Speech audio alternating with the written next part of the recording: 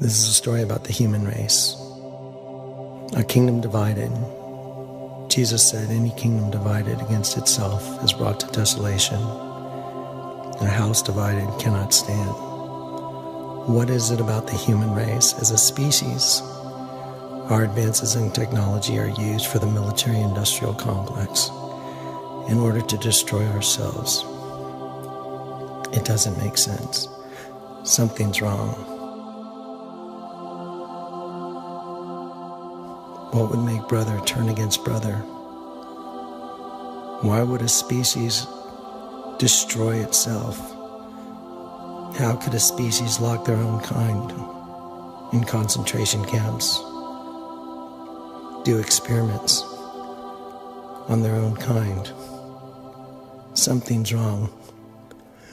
There's a plan for world depopulation. The New World Order has planned it. Who is this New World Order? Who are they?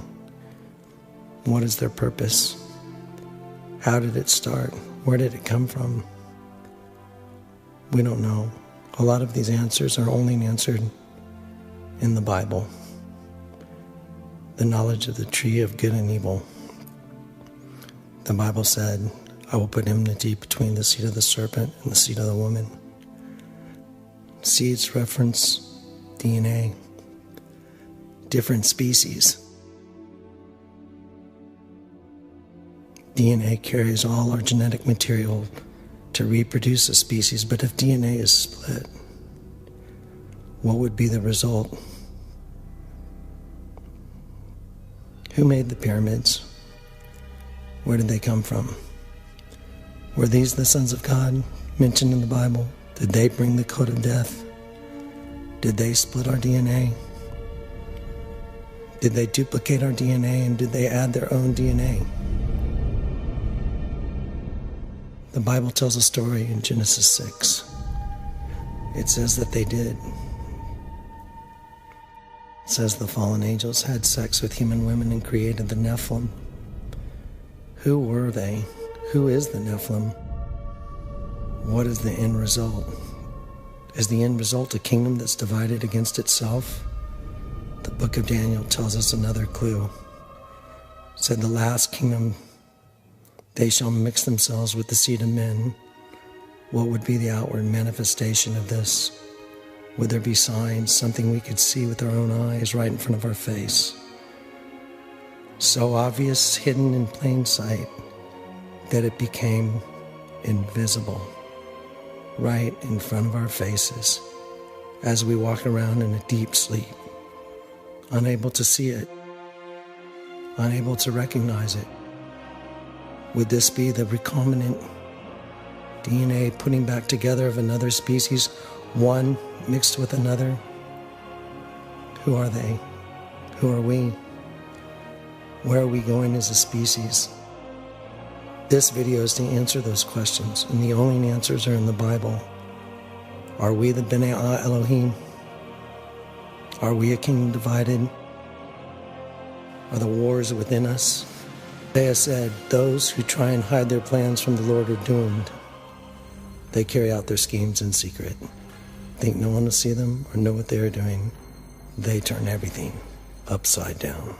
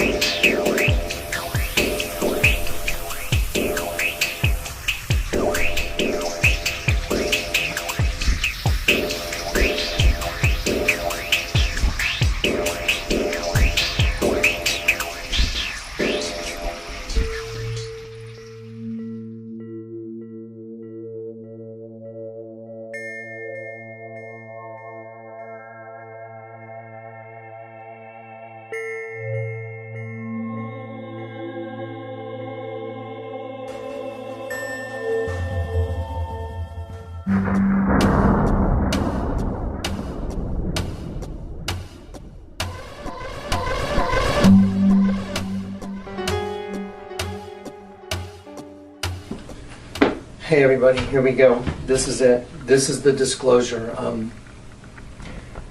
For those of you guys that have seen a lot of the videos, a lot of this we're going over some territory. But for those of you that haven't, this is a spiritual gift that's going to shed light on the world that you live in and what's going on and the fix for it and how to make your peace with God, because there's a time coming that's in front of us that's so serious and so severe that trying to hold on to your flesh is not what you want to do. You want to make that transition, and you want to make your transition to Jesus Christ into full forgiveness and full redemption in Christ. So that's what this is about, and this is about a spiritual gift. I want to read to you real quick from Ephesians 5:14. It says, "Awake, awake, O sleeper, rise up from the dead, and Christ will give you light." I think it's a fascinating scripture, because it's telling us that we're dead and that arise from the dead and Christ will give you light. I think it's just absolutely amazing, because that proves that we're walking dead. We're literally walking dead. Okay, I want to read from John 8:32. It says, "And you will know the truth, and the truth will set you free." When you guys watched the beginning of this this intro, you guys saw something I want to draw your attention to. You see this? This is DNA. This is a pyramid that's splitting the DNA in half. And then as you watch this, it's going to split the DNA in half, and it's going to continue, and it's going to continue forward, and it's going to replicate the DNA. The reason those images are there is to show you the pyramids. There's a pyramid here, there's pyramids here, and there was also a pyramid splitting the DNA. I want to talk to you about the book of Daniel. The book of Daniel says the last kingdom of the world will be the miry clay. It's Daniel 2:43. Will be the miry clay mixed with the iron. And it says, "And they shall mingle themselves together with the seed of men." Okay, that's the last kingdom. I want to use the word kingdom. Think of the word kingdom. So in Daniel 2:43, if we have the miry clay mixed with iron, we have a combination of something. Miry clay mixed with iron. So we got two different things mixed together. It even says they will not cleave to one another. It says, "And in the last kingdom of the world, the miry clay mixed with iron, they shall mingle themselves with the seed of men, but they will not cleave together." Jesus said, any kingdom divided against itself is brought to desolation. So we know that if you're a kingdom divided, you're brought to desolation. I'm bearing witness to the abomination that causes desolation, and I'm bearing witness to the destruction of the temple, and I'm going to prove it to you. Well, when I say I'm going to prove it to you, I'm humbly just saying I'm going to let the Lord use the spiritual gifting He's given me to show you. I'm not going to try and say I'm going to prove to you. I'm just going to let you guys see what the Lord's shown me, and you guys decide for yourself. Okay, that's the best way to put it. I want to talk about us being the temple. When they were trying to convict Jesus, of blasphemy and put Him to death, in Mark 14 it says, "We heard Him say, 'I will destroy this temple that is made with hands, and within 3 days I will build another made without hands.'" Okay, that's Mark 14. So we know that Jesus was talking about His body. Jesus answered, and this is John 2, Jesus answered and said unto them, "Destroy this temple, and in 3 days I will raise it up." Then the Jews said, okay, remember this number, everybody. The Jews said 46 years was this temple in the building. 46 years was this temple in the building. That's the number of chromosomes in human DNA, 46. And wilt thou rear it up in 3 days? Okay. But he spake of his temple, the body, his body. So we're told right there in Scripture that Jesus obviously wasn't going to build a building. He was talking about He would raise His body up in 3 days to show that He was truly God in the flesh. 1 Corinthians 3 says, "If any man's work shall be burned, he shall suffer loss, but he himself shall be saved, yet so as by fire." Know ye not that ye are the temple of God, and that the Spirit of God dwelleth in you? If any man defile the temple, him shall God destroy, for the temple of God is holy, which temple ye are. Let no man deceive himself. If any man among you seem to be wise in this world, let him become a fool, that he may be wise. Maybe that's my number one qualification for doing this, is that I've become a fool. And I'm willing to become a fool. I'm totally willing to become a fool, so I can give everybody this information for, whatever anybody wants to think doesn't matter to me. It really doesn't. So I'm going to X this out. I'm going to go to here, and I'm going to talk about the abomination that causes desolation. And as far as being able to point, my pointer on this computer it changes once I go into the screen. It's a pointer out here on the outside, but once it goes into the screen, we lose it. So I'm going to use this as a pointer. This is the head of an alien. You guys saw this in the intro. And here's the alien's head. Here's his eye, his nose, and his mouth right there, frowny mouth. Here's the top of his head. Okay, now we're going to come over here and we're going to look at this kid. There's a kid, his eye is looking this way, and there's his nose and mouth. Now watch this. I'm going to cover up the kid's nose. Now you're looking at a sheep that's looking towards me, and here's the eye of the sheep, and the nostrils of the sheep, and the mouth open, and the tongue hanging out. You saw that put together on the intro very quickly when I painted it all in. Okay, there's also a reptile that's in the kid's head, and we're going to look at that in just a minute. But I wanted to show you this alien that is standing here holding a kid that's got an elongated skull. The kid's skull has a dead sheep and a reptile in the fetal position, and this becomes a reptile egg. So that kid's head is the head of a reptile. And that's kind of hard to believe, but that's what it is. So we're going to take a quick look, and I'm going to keep going, and I'm going to show you image after image. If I can get this to stop. There we go. Okay, let's look at an image of a dead sheep, and let's start applying the spiritual gifting. Here's an image of a sheep with its tongue sticking out. And I can increase the size on that a little bit for you guys. Let's see. Let's go to about 200. There we go. Okay. Here's the image of the sheep. Here's his eye, and there's his other eye. I always start with the eyes. Eye. Here's the top of the head coming down to the ear. Here's the hair in the ear. Coming down to the other ear. Here's the hair in the ear. Coming down the forehead to the eyes. Coming down the cheeks to the nostrils. Nostrils cleft in the lips. And the tongue sticking out. Okay. Isaiah 29 says, those who try and hide their plans from the Lord are doomed. They carry out their schemes in secret and think no one will see them or know what they are doing. They turn everything upside down. So I'm going to scroll here for a minute, and we're going to get to this image again. And I just want to make sure I didn't miss it. There's a lot of stuff on here, guys. And I can scroll slowly or try. There we go. There you go. So here's an image of a dead sheep, but here's an image of the virgin. Now let me show you where that was taken from, so we eliminate people trying to... I don't care about the scoffers, but I don't want people have to struggle with the idea, well, who drew that image? This was taken from a calendar. Let me show you where I took it from. Okay, here we go. And I just put it in black and white for you. And there we go. Here's the image of the sheep with its tongue sticking out. There's the eye, the nostrils, and the tongue sticking out. Here's the top of the head going down to the ear. But when you look at it this way, it's supposed to be some angel standing in front of the virgin. There's a lot going on in this image. There's actually even a woman being raped that's off to the side. But I didn't put it in there. I don't want to look at all that. We're just going to stay focused on what we're looking at. Okay. So there we have an application of Isaiah 29.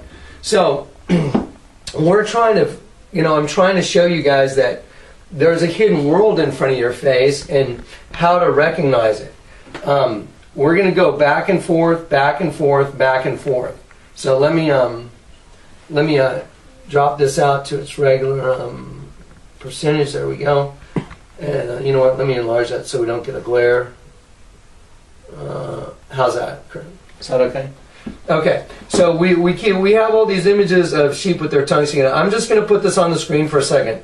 This is another image of the Virgin de Guadalupe. This thing is so filthy and so dirty, I will not even show it to people. It's absolutely lewd and foul. It's the Virgin of Guadalupe, and when you turn it upside down, you can see there are the eyes and the mouth. It makes the devil. There's the mouth, the eyes. There's a woman being raped. There's little children being raped by a Catholic priest, and there's just some very foul stuff.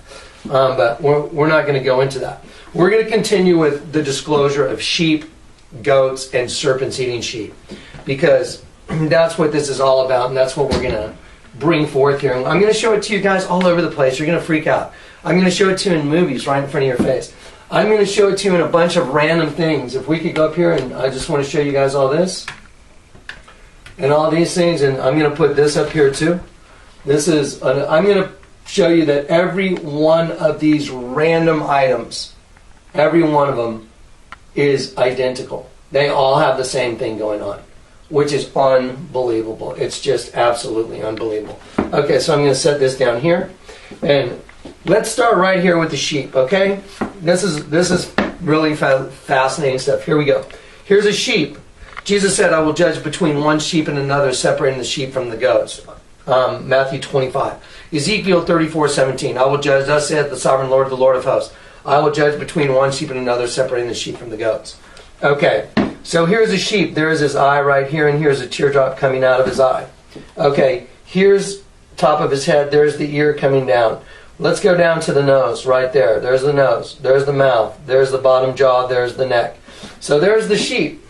Now let's look at the serpent eating the sheep. I showed you guys the serpent in the intro, but let's look at the serpent eating the sheep. The serpent's upside down. So let's come down the serpent's back right here. Coming down the serpent's back to the serpent's head. There's the serpent's eye right there. And here's the serpent's nose. And there's his jaw wide open eating the sheep. Okay, now let's just do this a little bit. And I'm going to enlarge this just a little bit for you guys. We're going to take it slow, guys, because we got to get this disclosure right. We got to get it right the first time. Here's the sheep. Chris, I don't know if maybe you pull out or zoom out a little bit. Is that too big in the screen or no? It's good. Okay, here we go. Here's the eye of the sheep coming down the nose. Here's the mouth of the sheep, the bottom jaw, the lip, going down the neck. Here's the serpent's eye. Look at that. There's the eye of the serpent. This is very important right here, these lines right here. See all these lines in the discoloration? How it's colored darker? That shows the mouth stretching open. When a serpent opens his mouth, there's, it stretches the skin, and some skin pulls together and some skin pulls apart. And so you get a coloration thing. That's very easily recognizable right here. So here's the back of the serpent's head going down, and then there's the serpent's jaw. So we got the serpent eating the sheep. Let me drop down the size again, and I want to show you guys this. This is just amazing. I mean, this is just so amazing. Okay, let me show you something. This is a card a friend of mine gave, someone who was very close to me. It's an image of a serpent eating a sheep. Right here, Chris, I want to hold on to this for a sec. There you go. I thought I heard a little noise in the background, but it already got taken care of. Here's a sheep's eye. Here's a sheep's nose. Here's the mouth. Here's the neck. And here's the eye of the serpent right here. And look, follow the line. That's the mouth of the serpent opening up. There you go. Eating the sheep. Okay, this is a Leaning Tree greeting card. This is a greeting card that you get from the store. I want to just show you. This is not something anyone made up. This is something you buy at the store. So why would something that you buy at the store have a serpent that's eating a sheep? That's very, very, very odd. Okay, well, let's take this and we're going to put it back up here, and we're just going to continue, and we're going to take this real quick down here. Okay, I'll let you get a shot of that, Chris, real quick. And then I'm going to scroll down. There we go. And we're going to get this. There we go. There we go. There we go. Okay, I'm going to put this back up, and let's look at another sheep. This is a Mayan sheep. There we go. Perfect. Okay, here we go. Here's the Mayan version of a sheep. There's the eye and the eye, eye and the eye, eye and the eye. Here's the ears going out here and here. Here's coming down the face, right here, to the nose. There's the nostril, and the mouth. Now, it is also something else. It is not just the face of a sheep. You know, you can see the hair on both sides. It is not just a sheep. It is cumulatively the female reproductive system, and here is the head of a child being birthed. Now it's odd because this child is coming in right side up, which is very interesting because Isaiah 29 says, those who try and hide their plans from the Lord are doomed. They carry out their schemes in secret and think no one will see them or know what they're doing. They turn everything upside down. Okay, so we have the female reproductive system, and we have the head of a child birthing. It's also the male reproductive system over here on both sides. This is a penis, and you know, obviously the head of the penis, and then the penis, and then the testicles. There it is, right in front of your face. Okay, let's keep moving, and it's always going to be the same thing. Here's an image of the devil. Here's his eye. Here's his nose. Here's his mouth. He's got curly Q horns, and we'll call these wings right here. Okay, we're going to take an image of that devil, and we're going to place him right on top of the face of the sheep. Here we go. There we go. There he is. So here's the devil right here. There's his eye, nose, mouth. He's got his horns. I didn't block it in because I didn't want to make you guys deal with too many lines, but I'm applying my spiritual gifting to this so you can see that there's obviously a sheep here, and there's obviously a devil in front of his, you know, on top of the sheep's face. So we have a devil that's imprinted on a sheep. Okay, if the sons of God had intercourse with human women, wouldn't that be a devil imprinting himself on a sheep, putting his DNA into a sheep? Because Jesus says, my sheep hear my voice. If one sheep is lost, doesn't his master go out and look for it? Doesn't the shepherd go out to find the sheep? Well, that's just a common theme through the Bible, that we're sheep. And, you know, sheep are not real smart. They're, you know, they need a shepherd, otherwise they'll be destroyed. Sheep have to be tended to. You can't just let sheep go. Or they'll become food, or they'll walk off a cliff, or they'll walk into the same stupid thing again and again and again. Guilty. Anyway, so here we go. Now watch this. Let's see where this comes from. Now watch this. I'm going to show you guys the sheep, and I'm not going to draw any of the lines in for you. I'm going to let you guys look at the lines yourself. Let me enlarge it even one more time. Here we go. Watch this. Here we go. Whoops. Let me see. Where's my... I can't grab mine. There we go. There we go. Okay, here's the eye of the sheep. The book of James says, every good and perfect gift comes from above, from the creator of heavenly lights, not like them who cast shifting shadows. Now I want to show you something. Here is the eye of the sheep, coming down the snoot, nostril, mouth, and here's the devil right on the face of the sheep. Okay, well, let's see where this sheep is from. By the way, the night I got saved, also the Lord told me the pyramid is your enemy. I didn't know what he meant, but he sure showed me. I'm going to keep scrolling. This is a large serpent, the eyes of the serpent, the mouth open of the serpent, but that really doesn't matter. I'm just going to keep scrolling, and then I'm going to reduce this in size, and I'm going to knock it down to 150. And there we go. There it is. This is a pyramid that's in a museum. They built a museum around this thing, I think, in Honduras.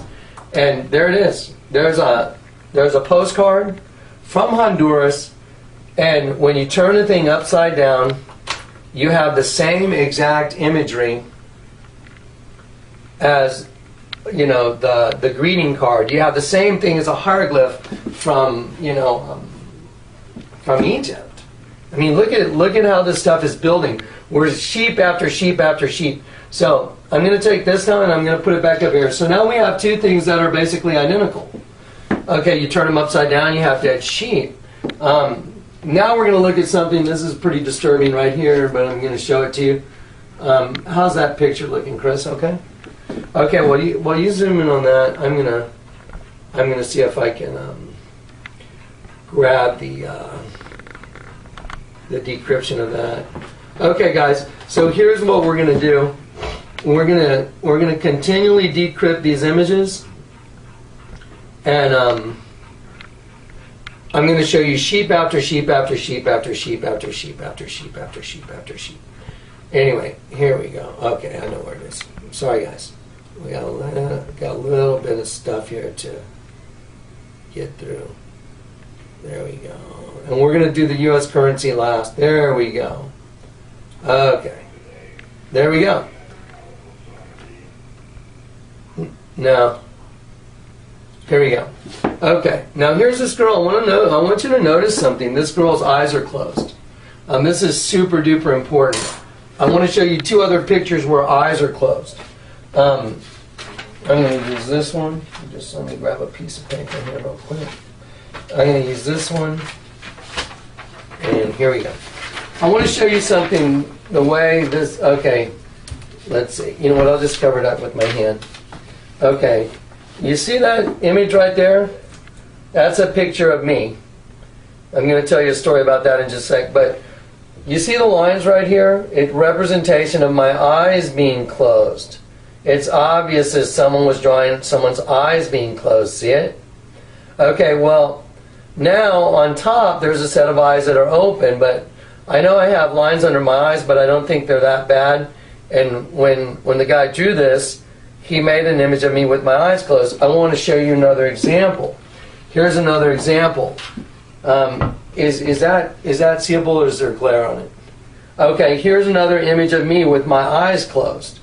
Okay, when I show you what's on these two images of me, have you ever been called a black sheep? Are you the black sheep of your family? Do you know what a black sheep is? Okay, a black sheep is not the same as the other sheep. They're different. They seem to walk to the tune of a different drummer. They seem to be a little different. They don't fit in with the families. You know, are you the black sheep? You might be what's called a targeted individual, because I'll tell you what, I did a radio show with Zeph Daniels, and we talked about targeted individuals, and I am telling you, if you feel like weird stuff is always happening just to you, like what's the deal? You know, everybody seems to kind of, you know, shove you off to the side, you know, just like a black sheep. It's just like the black sheep syndrome.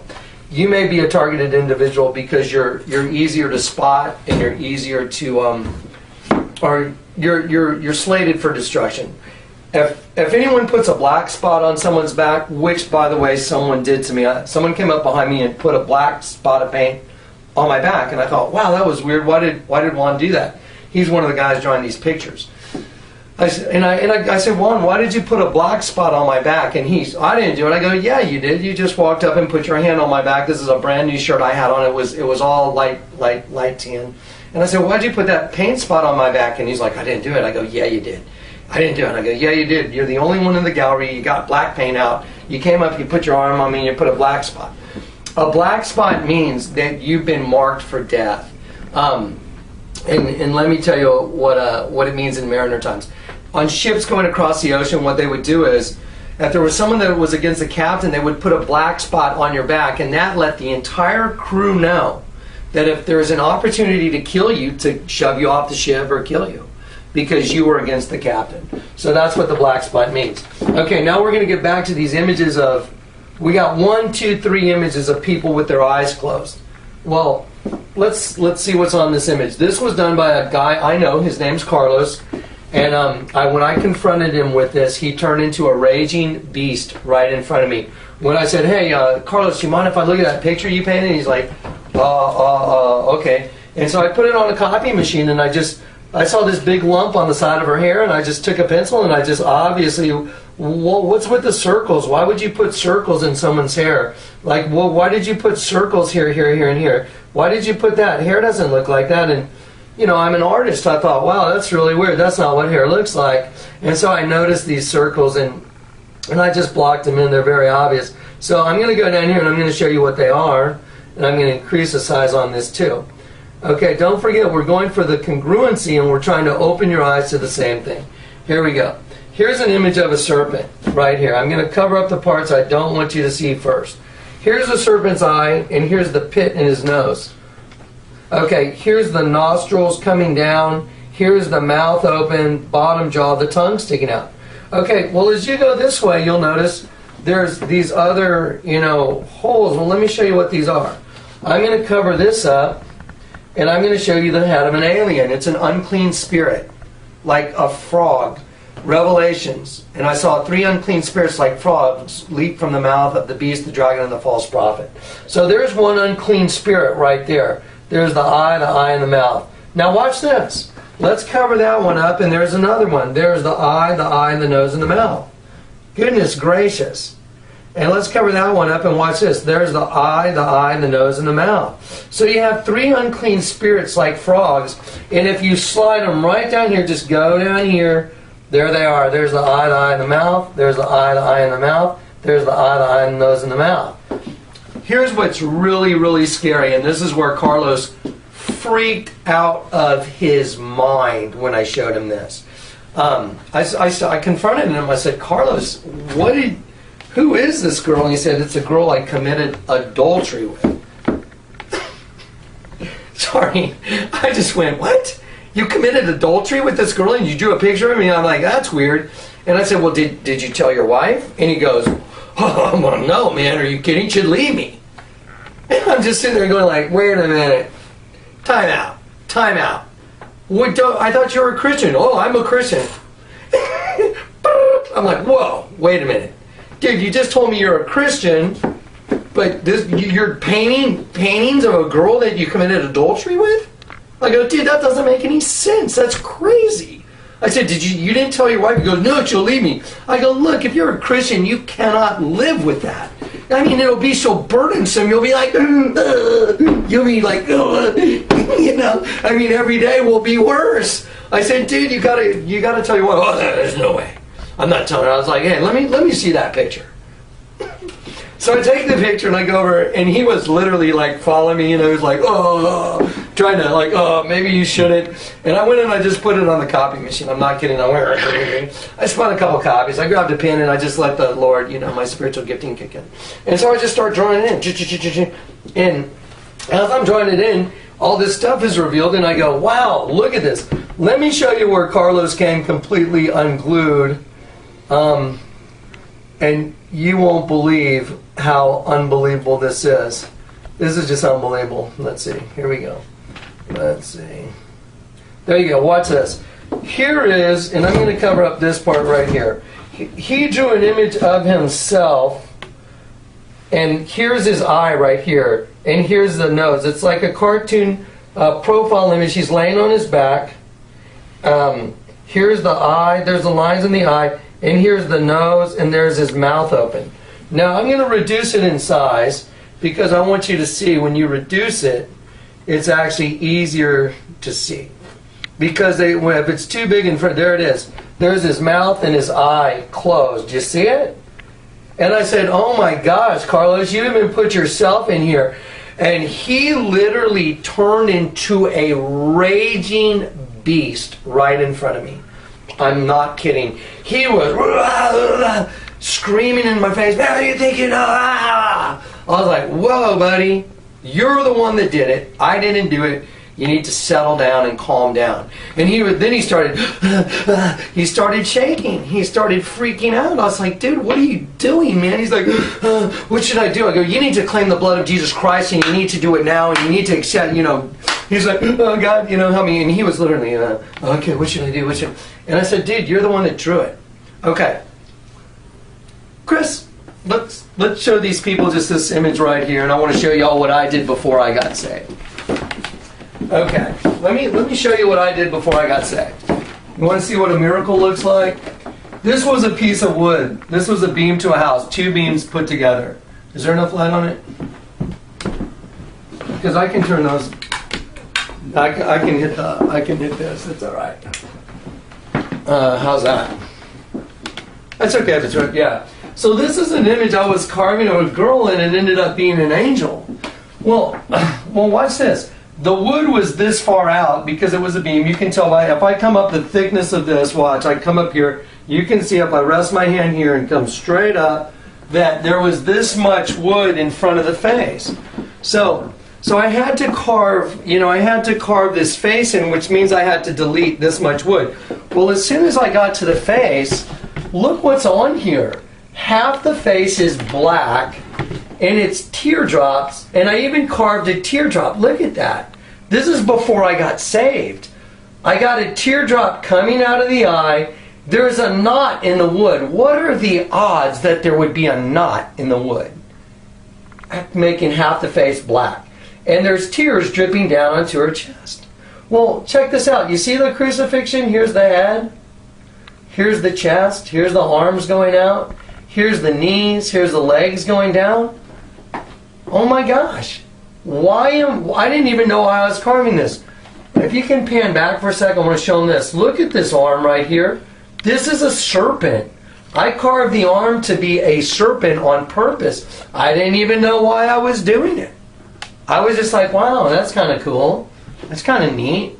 You know, I'll just turn her arm into a serpent. I never finished this piece. Now, I want you to look at something else. If you could kind of really pan back, Chris, I want to see something. Can you see that if you incorporate this on this side, doesn't that look like half the face of the devil? Do you see it? And this is the horn. So I'm carving that, and then look at this half. Really weird. Look at that. So I have half this face this way, and I have half the face this way. I did this before I got saved. There's a knot in the wood that makes one fat part look really evil and the other part look normal. And there's a crucifixion in between them. Well, unbeknownst to me, this was a setup by the Lord. This was the Lord's supernatural setting up of things. And He was letting me know that I was, He was going to show me that I was doing the same thing as these other people before I got saved. Okay, I'm going to head over this way. Now check this out.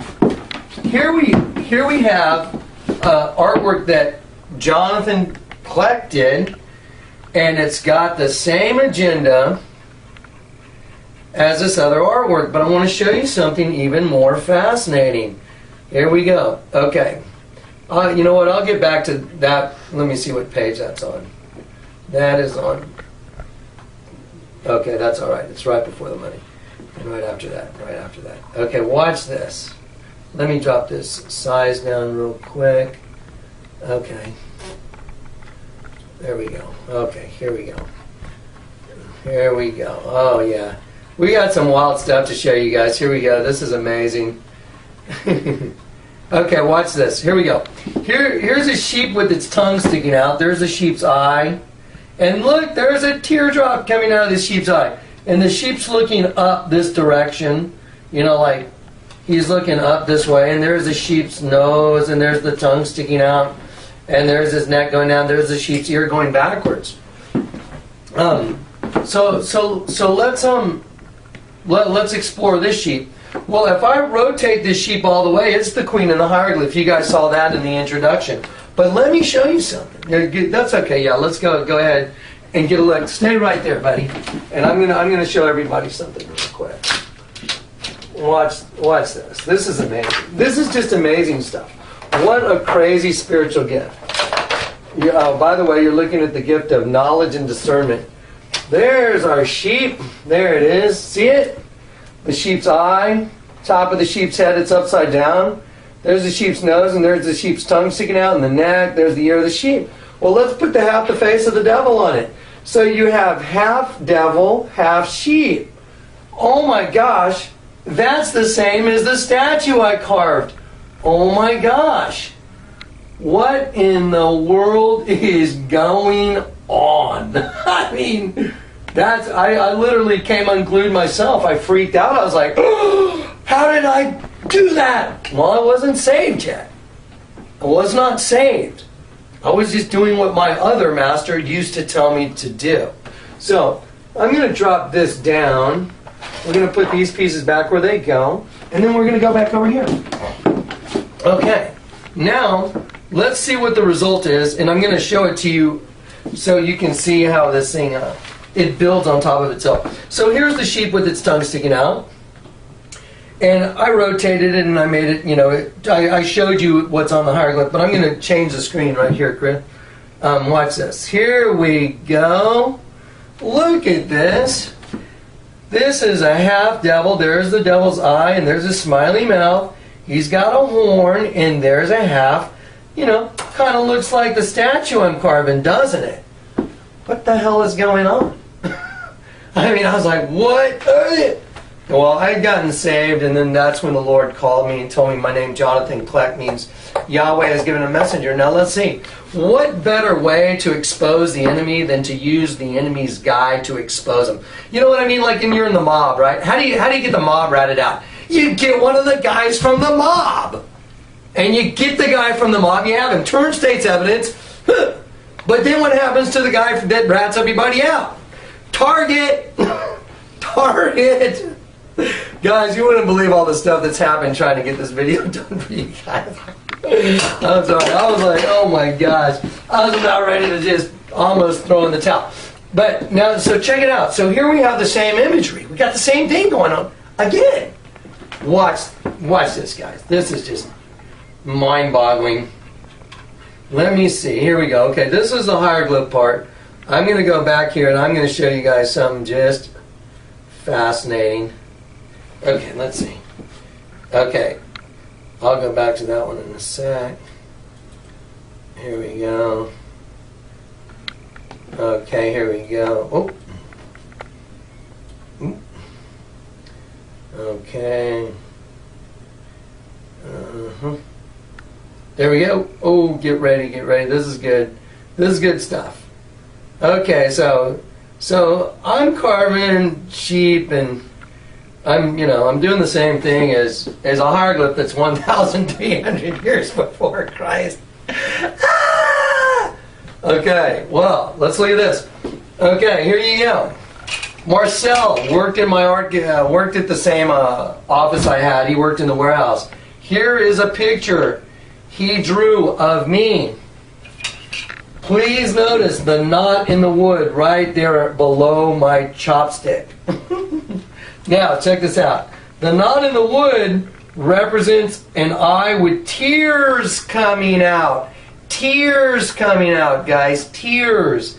Okay, I'm going to show you what's hidden in here. There's the sheep's nose, the tongue, the snoot going down under the neck of the sheep. And as we go in the back of the sheep, it turns into a goat. There's the goat's eye. There's its horn, its other horn, its ear coming out, its other ear coming out. And then as you follow my ear around, there's the front hoof of the sheep. Now I'm going to move it, and I'm going to show it to you on this. And I'm going to just decrypt it for you. And then I'll put it in regular, decryption. There you go. Here you go. You see the knot in the wood? There it is. It's tears coming out. That's why he drew the eye there. So the knot would represent tears bleeding out. You see the line right there? See that line? That's the snoot of the sheep. There's a nose, there's a tongue sticking out. Under the sheep's neck right there. Going back, here's the goat's ear. Here's the goat's horn. There's his other horn. There's his other ear. There's the goat's eye. There's his nose. Coming around my ear makes the hoof of the sheep. Now I'm just going to show it to you drawn in and what it looks like. There you go. Let's see. Oh, by the way, he also made an Aztec Indian because this is their calling card. This is who they are. They are the pyramid with the circle. The circle represents the all-seeing eye and the cycle of life. So there's 3 pyramids above my head, and then there's a Mayan Indian. There's his eye, there's his nose, there's his front lip, his bottom chin. He's wearing a hat, one of those Mayan hats. Okay, now let's put the whole thing together. Bam! There's a dead sheep. There's a dead sheep on top of my head right here. There's a goat on the back of my head right here. And when I go right down here, there's the Mayan Indian right here. And then as I go this way, and I'm going to turn it upside down now. And here's an image of a serpent. There's a serpent's eye. He's got his mouth wide open. See? And there's the top of the serpent's head. And the serpent has a tail wrapped around my neck. So I have a serpent eating me. Again. So now, again, we have the same agenda on every one of these random items. That is absolutely and 100% completely impossible. Cannot happen. It is absolutely impossible for this to occur. So we're just going to keep going though. So let's do this. I'm gonna show you guys this real quick, and this is going to be pretty simple.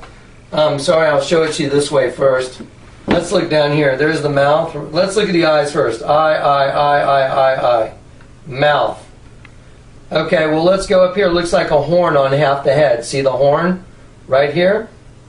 Okay, well, the other half of the head doesn't have a horn on it, so you have half the head with a horn. Wow, that looks like everything we're looking at in a hieroglyph. Well, let me see here. Let me see if we can expound on this just a little more. Let's get to the page where this is. Hang on one sec. There we go. Okay. Hang on one second. Let me move this off to the side and let me grab a hold of this. Okay. There we go. Okay. Here we go. There.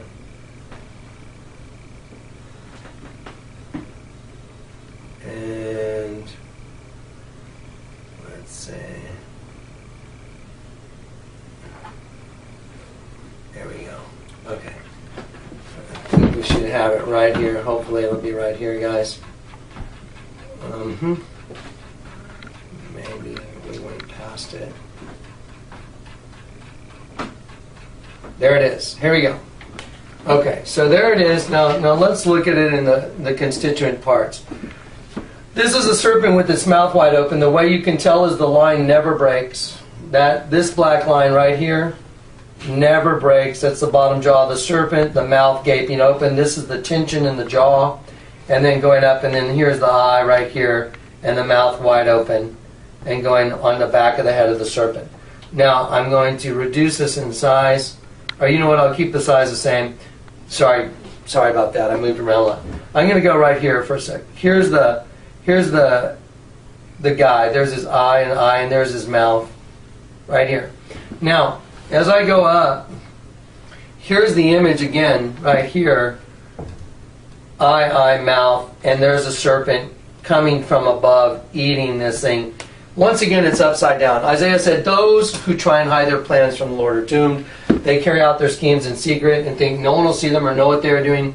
They turn everything upside down." Okay, story time, guys. I'm going to pull all these down.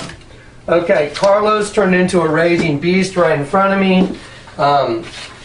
You know, I've seen this again and again and again. I'm going to show this to you. I'm going to put this up here. Let's see, I'll just hold it right there for a sec. Okay, there's an image of me. I told you once again, when you cover up my eyes, it makes closed eyes below me. Here's an image of the sheep. There's a sheep's eye. And I penciled it in for you so you can see it. There's a sheep's eye right there. Coming down to the nostril, and there's the mouth open right there. The ear is going out, and the ear goes this way also. So everything behind my finger right there, I'm pointing to the sheep. I'm going to show you the same image without me coloring in the eye for you so you can see it. There it is. The eye is closed right there. It's that slit. You can see the nostril and the mouth open. Look, there's like drool coming out of the nose and the mouth of the sheep. The sheep is dead. Okay, here's a story. I walked into Starbucks because I'd seen the same thing so many times. I'd seen the same anomaly so many times. I walked into Starbucks and I said to my friend who works there, I said, "Hey, Chris, Mr. X over there, every time I walk in, he goes, 'Hey, John, how's it going, man? Hey, John. Hey, John,' he always winks his eye at me. And he points, and I said, 'Chris, I'll bet you $1 million that Mr. X over there is going to offer to draw a picture of me, and when he does, he'll put an image of a dead sheep on my face.' I'm just going to get a quick witness. Is that true?" Absolutely. Okay, there you go. So anyway, so I go in there, and I tell that to Chris, and Chris looks at me like I've been smoking weed. I don't smoke weed. I don't use, illegal drugs at all. And so Chris looks at me like, "What?" And I said, "Yeah, Mr. X over there, he's going to, probably draw an image of me, put a dead sheep on me." That's a really freaky thing to tell somebody, you guys. I mean, what do you do with that statement? Okay, that sounds good, Jonathan. Maybe you'd like to sit down, I don't know. But that's a super weird thing to tell somebody. So anyway, about a week and a half, yeah, Chris? Yeah. About so, yeah. About a week and a half, I walk in, and Mr. X, there was a line of people waiting to get coffee, and I'm standing there, and Mr. X goes, "Hey, John, I drew a picture of you." I went, really? You drew a picture of me? And I go, hey, check it out, buddy. You know, my friend Chris, I said, Chris, check it out. He drew a picture of me. Well, Chris looked at it, and I kind of pointed it out, and he was like, well, let me tell you what happened.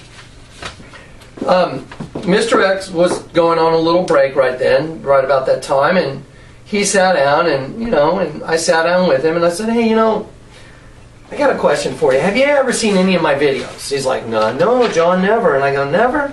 Never. I said, so you don't know anything about all the stuff I put on YouTube? Oh, no, John. And I go, okay, well, you know, so that's it. So you don't know anything about the stuff I'm doing? No, John, why? And I said, well, that brings me to the point of this picture, Mr. X. I go, I got a question for you. It's okay, I've seen a variety of reactions. Okay, here we go. So here's the story. I said, let me ask you a question. Why did you put a dead sheep behind my ear? And I'm not kidding. He went from this, he went from, yeah, to, do you know who you're speaking with? Get a witness there? Anyway. Yeah, anyway. So he goes, do you know who you're speaking with? And I looked at him and I was like, yeah, I think I know who I'm speaking with. And I'm going to show you who I was speaking with right after this. I'm going to put who I was speaking with up on this board, and you're going to get to see it. He goes, do you know who you're speaking with? And I went, yeah, I think I know who I'm speaking with. I go, do you know who you're speaking with? And he goes like this, he goes, yeah. And I go, so you know I'm a messenger? And he goes, yeah. And I go, all right, hold that thought. And I jump out of the chair, I run next door, my kid's getting his haircut, I run right now, I'm gone cumulatively a minute. All I did was, I said, hold that thought, I'll be right back. I went in, I leave, I run out next door to where my kid's getting his haircut, right next door, and I run back in, and I'm coming up to the table, I'm sitting down, there's my coffee with the lid on it. Mr. X has drawn the all-seeing eye on top of my coffee cup, on the lid of my cup. Witness, yes, no. Yes. Yeah, the witness was going... At that point, yeah. I didn't overhear any of it, but because I was still working, I sent Mr. X on break, but I was witnessing the whole thing because it's right in the middle of the floor on a busy day. And I'm thinking, what's going to happen? And I noticed Mr. X's demeanor completely change. He became much more rigid, much more intimidating, or posing is probably a better word. And it looked like something was definitely happening. And so I walked up while Jonathan ran out, and I saw the cup, and my jaw hit the floor there. Yeah, because I knew what that meant, and I was thinking, that was not on the cup when we handed it to Jonathan. They don't typically draw the all-seeing eye on your lid of your coffee cup and go, oh, here's your coffee, by the way. Yeah. Yeah, so he saw it, and so he was standing there, and I'm sitting there, I just come back in, and I look at my cup, and I'm like, and I go, yeah, I think I know who I'm speaking with, and then he grabs this piece of paper. I said, well, you know that I'm a messenger, right? And he goes, yeah. And I go, you know what the message is, right? And he looks at me like this, just like hatred, just like, and I said, the message is, your time is up. And he just went, and he looked down at the table, and there's a pin on the table, and I'm not kidding. I've been in martial arts for 30 years, guys. And I know when it's coming. You know what I'm saying? I know when it's coming. And so I went, whoa! And I leaned back from the table, and I got enough distance between me and Mr. X that if he went for the pin, because he went, and he looked at the pin on the table, I was like, man, this guy's going to grab that pin and, I was like, this is not going to go well. And of course, Chris is going, this is going to be bad. And so he grabs the pen, he grabs the receipt on the table, and he draws literally a skeleton being ripped in half by two different beasts. And it says, shield my eyes from the sun, for I know not what lies before me. And he goes, John, do you know what that means? And I look at it and I'm like, is this a quiz or something? I'm like, should I know what it means? And if I do know what it means, should I be scared that I know what it means? And I'm like, what? And he hands it to me. He's like, you know what that means? And I look at it and I'm like, no, I don't know what it means. And he goes, I'm everywhere at once. I'm all around you. I just was like, oh, okay. And I was like, okay, well, I got to go check on Trent, you know. Chris was like, you got to get back to work. And it was super weird. Really, really weird. Okay, so how's it going, John? How you doing? How's it going? Dead sheep everywhere, guys. Dead sheep, and more freaking dead sheep everywhere. How's it going? Hey, buddy. Okay, so those that wink the eye devise perverse things. They bring evil to pass. The Bible says, if your eye be single, the whole body is full of light. If you're a hybrid, you have a double set of eyes. But when you're made whole by the blood of Jesus, guys, look at this, watch this. Jesus was crucified between two guys. He was reaching out to an evil one, and he was reaching out to a good one. And the good one had made a mistake. He admitted he had made a mistake. He knew he deserved his punishment, but he asked Jesus to forgive him, and he did. He had said, Ephesians 2, for he himself is our peace, who has broken down the middle wall of separation and destroyed the enmity between the two. His purpose was to create one new man in Christ, reconciling both to God in one body through the cross, forgiving them both. Get it? His purpose was to create one new man, one man in Christ, not this duality. So he was reaching out to both sides, making both sides one. Get it? Now here's the thing about the cross. Here's a great story. I'm going to give it to you. The cross was originally meant for a guy named Barabbas. Okay, in the book of John it says, blessed are you, Simon Bar-Jonah. Bar-Jonah means son of Jonah. Barabbas means son of the Father. What do you think the odds are that Jesus Christ, the Son of God, was crucified on a cross for a guy named Barabbas, son of the Father? Guess who we are when we get saved? We're Barabbas. We're this worthless monster that deserves death. We deserve crucifixion. We deserve condemnation. The scriptures, again, are they coming alive? While you were yet my enemies, I saved you. While you were yet my enemies, I saved you. He will take the two men and make one new man. Daniel 2:43. The last kingdom of the world will be the iron mixed with the miry clay. Jesus said, any kingdom divided against itself is brought to desolation.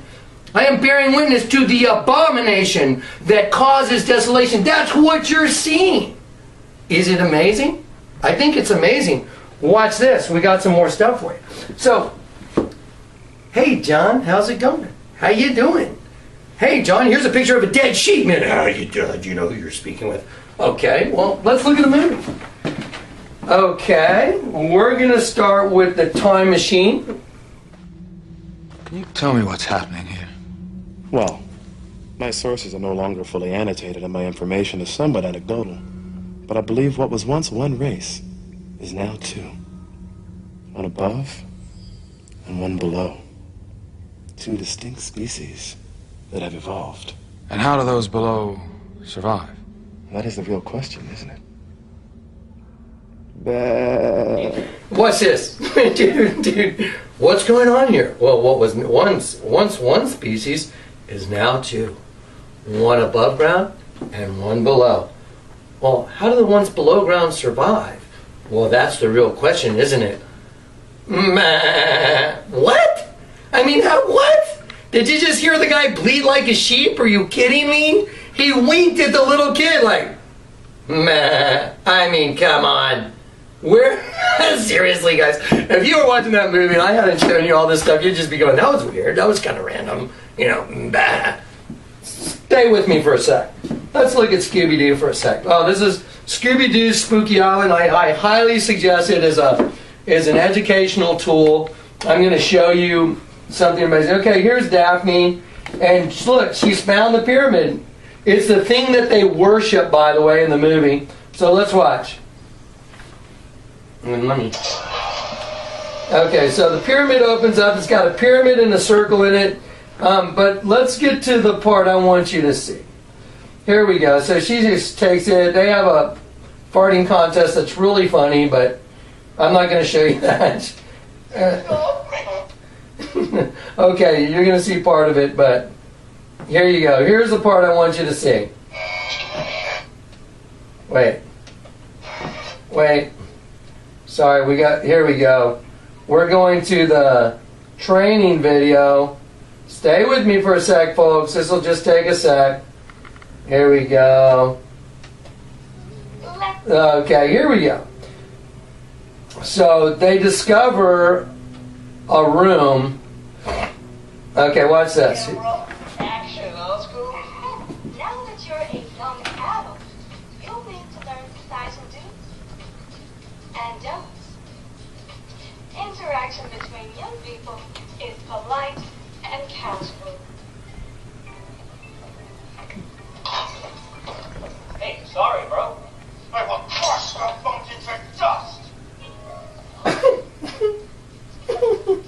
Let's see how the situation should be handled. Remember, today's young people have a language all their own. Sorry, bro. No big whoop, dog. Yo, did you catch that new vid on the box? True that. I'm up to snizzle on all popular trends. Word. Wow. Now, look, you know what, Chris? Hang on one sec. Let me play this. Listen. It seems to be a brainwashing facility of some type. Wherever they... It seems to be a brainwashing facility. Hey, John. How you doing? Hey, John. How you doing? I will crush your bones into dust. Do you know who you're speaking with? Okay, it's getting a little weird, right? You believe all this stuff? Just keep watching, folks, because we got a lot more. Let's go over here real quick, and I'm going to drop down a painting for you, and I'm just going to kind of cover it up, and I'm going to show you some. This is a representation of the Edward von Munch painting. Chris, I'm going to slide this over just for a sec. Sorry, guys. I'm going to slide this over right there. And I'm just going to let you kind of zero in on that while I do a little searching there. There we go. Now, hopefully, let's see, I'm going to enlarge this. Okay, 400. And here we go. Okay. There we go. Okay, let's go over here for a second. Let's have a look. Sorry, guys. Here we go. Here's Edward von Munch. It's a psychiatric painting called Scream. And, it's a representation of a guy that's lost his mind, I guess. It's very popular psychiatric, they put it in a lot of movies that have psychiatric issues.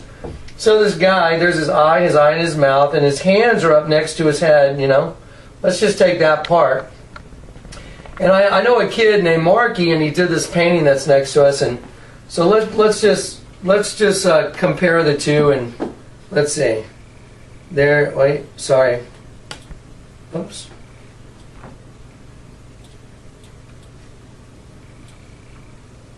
There you go. And there's Marky's version of it. There you go. So we have an image of the psychiatric painting called Scream by Edward von Munch. Okay, well, I'm going to show it to you over here again. I'm just going to walk in front of the camera again real quick. Sorry, guys. I know I got to pop back and forth in front of the camera. So here you go. I want to show you something. I'm an artist. When you make a circle with a brush, you hold your brush down and you complete the circle, and you may roll your brush over. You do not pick a brush up and make going this way. This came down. There's a line right there in the middle. So he came down and he went up. Okay? And that's important because you're looking at two eyes and a mouth. That's, and here the hands are a representation of the hands on the side of the face. It's a rendition of Edward von Munch. Well, let's have a look. Let's turn it right side up. Wow, look at that. She's winking her eye. You're looking at a girl winking her eye, but when you turn it upside down, it's Edward von Munch. By the way, there's a sheep in it and there's a devil in it too, when you turn it upside down. Okay, now we're going to do a practical application. The pyramid is your enemy. The pyramid split our DNA. They created a hybrid race. We are the hybrid race they created. I'm going to show you some stuff that's just going to be mind-boggling to you guys.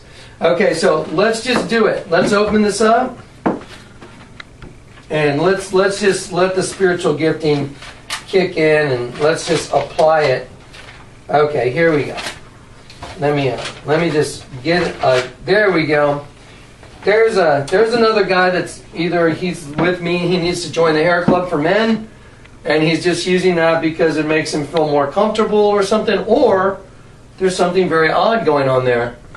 Do you remember the other kind of reddish color, Mayan, or one from Honduras? Wasn't it from Honduras, I think? Okay, let me turn it upside down, and let's just have a look at it. Ready? Let's draw on the devil. Here you go. There's the devil's eye right there. There's the devil's other eye right there. Here's the devil's teeth right here. They're nice and white. There's the devil's tongue. There's the bottom teeth. Here's the devil's beard right there. Here's the beard going up the side of the face and up the side of the face.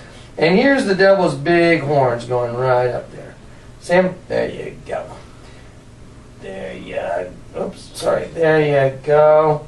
So, there's the devil. Head to head to a human, upside down. A whole nother race of beings right in front of our face, upside down. Just unbelievable. I know it's hard to believe, but guys, this is the world you live in. You want to see? Who wants to see the evil one? Raise your hand. I do. Let me show you the evil one. There you go. You're looking at the face. Chris, you know what? On this, zoom way out because this is going to be... Okay, here we go. The eye. The eye. It's really far back.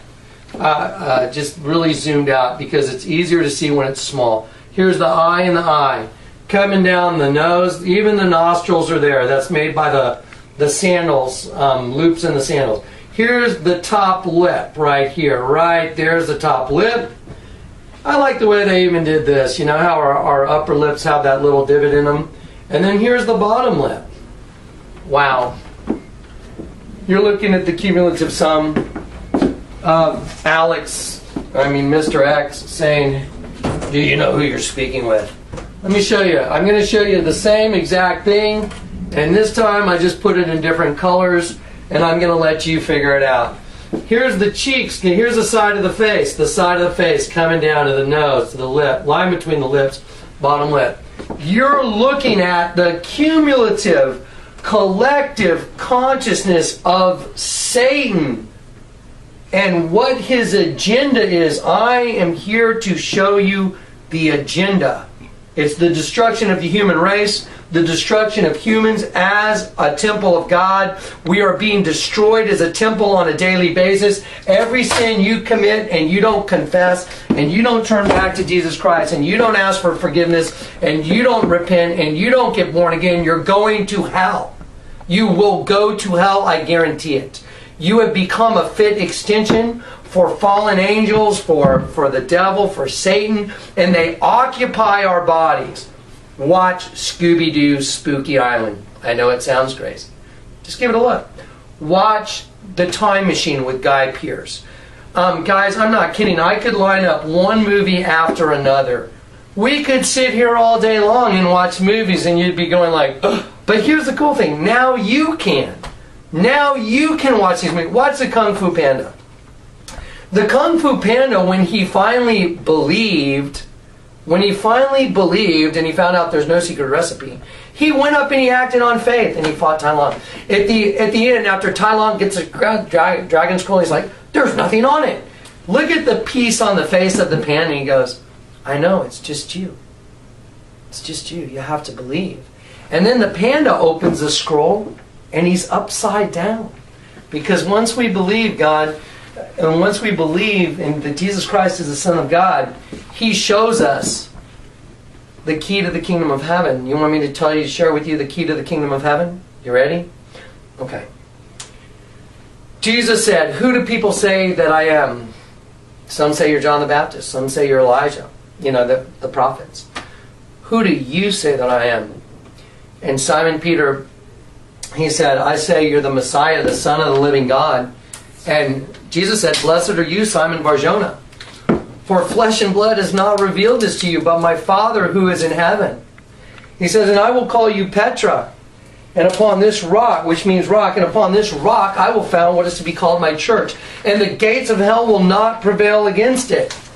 And he said, and I will give you the keys to the kingdom of heaven. What keys?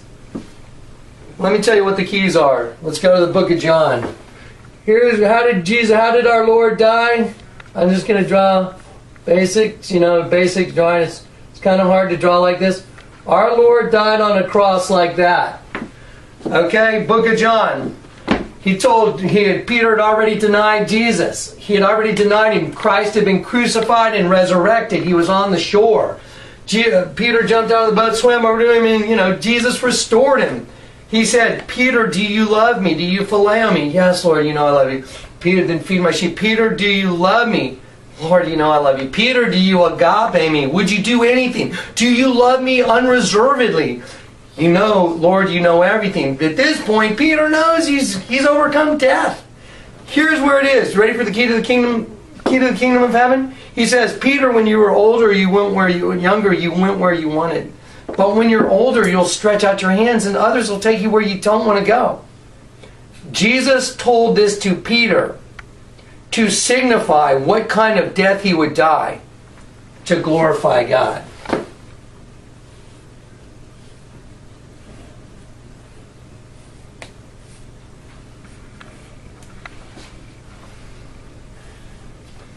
You put the key in the lock. You turn the key upside down. And the bolt retracts from the lock. And you go free. And the door opens. Turn everything upside down, guys. The devil doesn't want you to know. The devil's been trying to stop me. This whole entire project has been unfreaking believable what's happened. We've been under attack constantly. My computer got hacked. We've had camera after camera go down. One camera after another. We've reshot. I've never reshot stuff, guys. Ever. And of course I said I'm going to do this the best I can. I'm trying to bake you the best cake I can. We're going to go over and we're going to look at the hieroglyph now. And then after that, we're going to segue into the U.S. currency. And we're going to, by the way, guys, I want you guys to notice, I'm putting the introduction that you watched in the beginning of this video, I'm going to put it in here 3 times because I want you to take hold of it. Guys, I don't want to start bawling. But what's going on? Why are we killing each other? Why would you take kids and put them in a concentration camp? Why would you do that? Why would you do experiments on kids? Why would you hate your own brother? I have a friend who told me that a lot of people came into his coffee shop and he was very surprised how long the line was. And he asked a lot of people, why are you here? Shouldn't you be home for Thanksgiving? You know what the number one answer was? Because they don't want to be with their families. I don't even have a family this Thanksgiving. But I'll tell you what, I was probably more glad just to have a plate of turkey and dressing that I heated up in the microwave. It was great. But I was with one of my kids. Here's the point, guys. Nobody even wants to be with their families anymore. It's crazy. Do you get it? Do you understand? Because Satan comes from inside of you. The kingdom of heaven is also within you. But you gotta reach out. You have to reach out. You have to say, God, something's wrong with me. And I don't know what it is. Now you know what it is. That's what's wrong with us. We're our own worst enemy. We're monsters. You know that intro I showed you? Isn't that unbelievable? That we do that to each other? We kill each other. We destroy each other. We're mean to our own kids. Children in concentration camps. That's impossible. You don't have a species.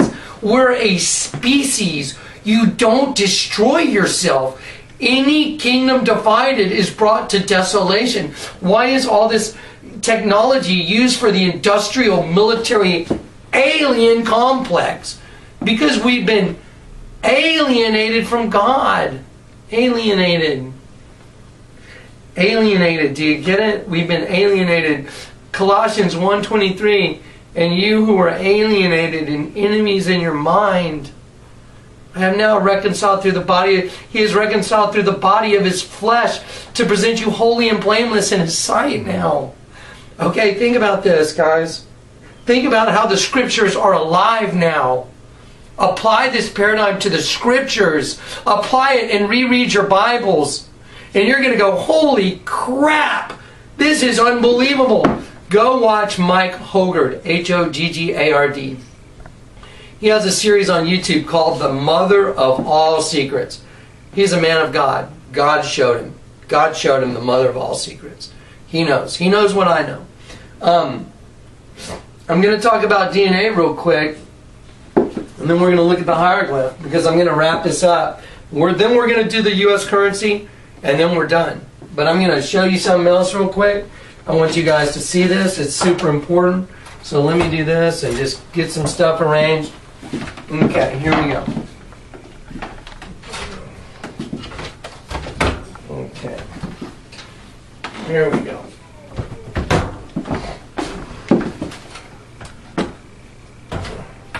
Okay, let's see.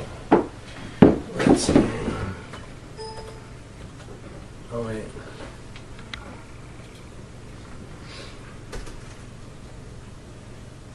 Okay, here we go. Hang on one sec, guys. It did a, I'm gonna lock you out thing. I can't believe I got hacked. Can you believe that? So these people don't want this stuff to come out. Satan doesn't want this to come out so bad that he used one of his dirty little minions to hack my system. And let's see. I'm gonna have to reinstall something real quick. It'll just take a sec. Okay, yeah. So he used one of his dirty little minions to hack my system.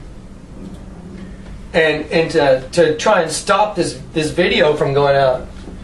That's not going to happen. Okay, let's see.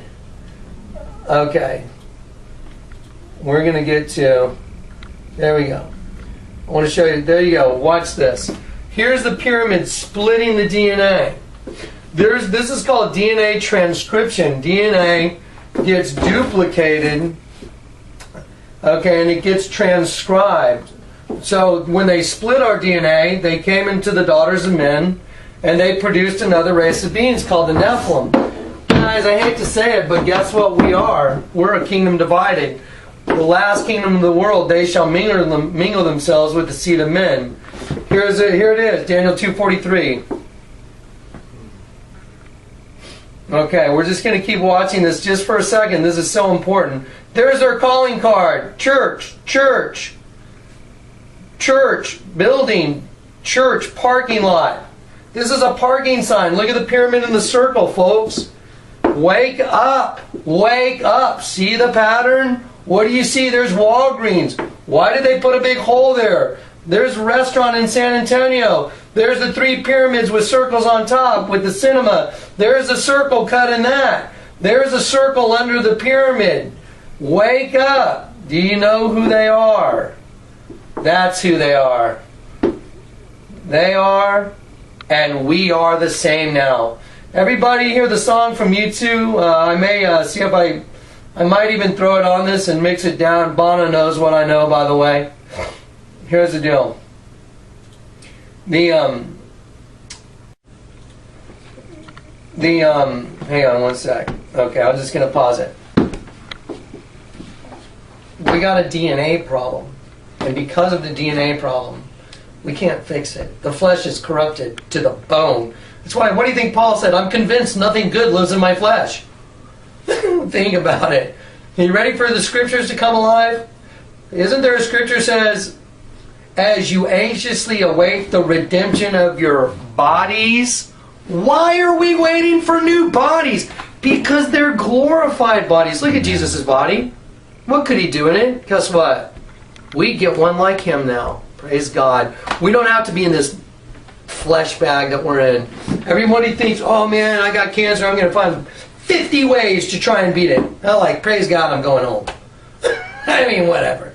But here's the point. I'm not knocking somebody if you have cancer and you're fighting cancer. That's okay. But here's the point. We try and hold on to the flesh, guys.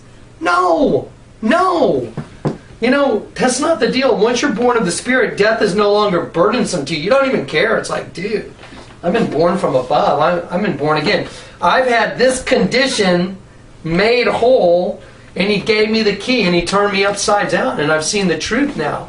So I got nothing to be scared of, because I know the devil's there, and I know Jesus was telling the truth. So once you know the truth will set you free. What do you got to worry about now? You'll know the truth, and the truth will set you free. Jesus wanted you to overcome your fear of death. That's why He went to the cross. Because death is not the end. Death is really the beginning. For those of us that are saved, it's the beginning, guys. Okay, let's do this. I showed you the DNA being transcribed. I'm just going to go ahead and shut all this down. I'm just going to flop this down. But I want to talk to you guys about DNA, and then I'm going to talk to you about the Twin Towers, and then I'm just going to show you a couple little, little things that are in the world right in front of you. Now here we go. I'm going to walk over here again. Okay, the Twin Towers. Why did they destroy the Twin Towers? I'm going to show it all over the U.S. currency. That's going to be the next segment, and that'll be the last segment. So check this out. Why did they destroy the Twin Towers? And then, there's all these things that happened at the Twin Towers, and I'm going to go ahead and show you one thing that happened, because this is really awesome.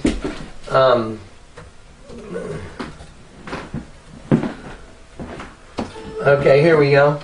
And so I'm gonna open a section, but yeah, just give me a shot of this right now. I want you guys to think about this. I want you to read what that says. I want you to kind of take it in and just think about it for a sec. Wow, I just opened one of my YouTube mails. It says Satan is trying to stop you. It's the NWO. They're like Satan on steroids. They are Satan. Who do you think that we are? We are Satan, guys. There's the big news. There's the really scary part. Okay, so here we go. I'm going to type in Obama, Obama, reads Psalm 46. There we go. There we go. And we're going to pull that up.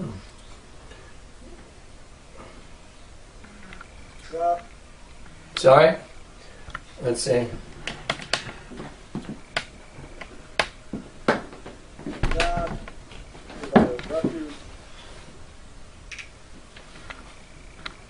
I'm sorry, I'm trying to get the volume up, guys. Hang on. A very pleasant help in trouble.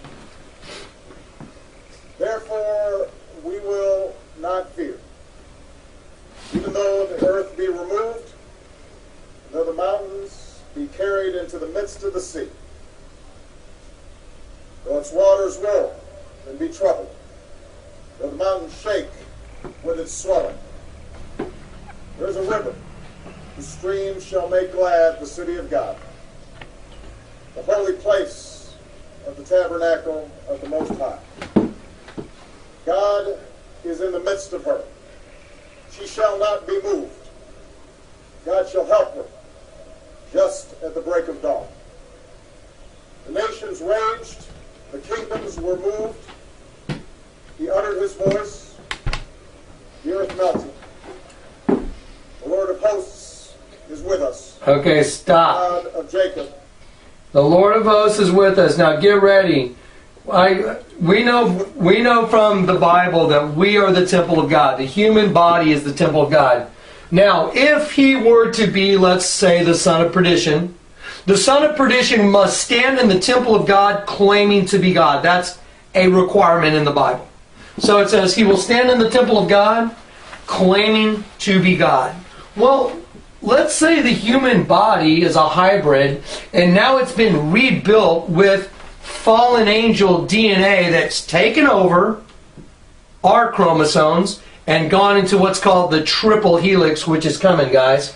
And the temple has been rebuilt into a fit extension for the devil to occupy. So now a demonic spirit, Satan, can occupy a human fully and completely occupied by Satan because of the DNA not transgression, but the furtherance of the DNA, the transformation of the DNA into a different type of being, basically. I mean, do you think fallen angel DNA might take over our DNA? And if it did, would our brains be more receptive to being fully and completely occupied by a demonic entity instead of God? What does it say in Genesis 6? My spirit will not strive with man continually, for he is flesh. There comes a point, guys, where God's spirit is not going to strive with you. He's not going to strive to get you. He's going to come to a point where all bets are off. Things are going to go down. Just like the flood.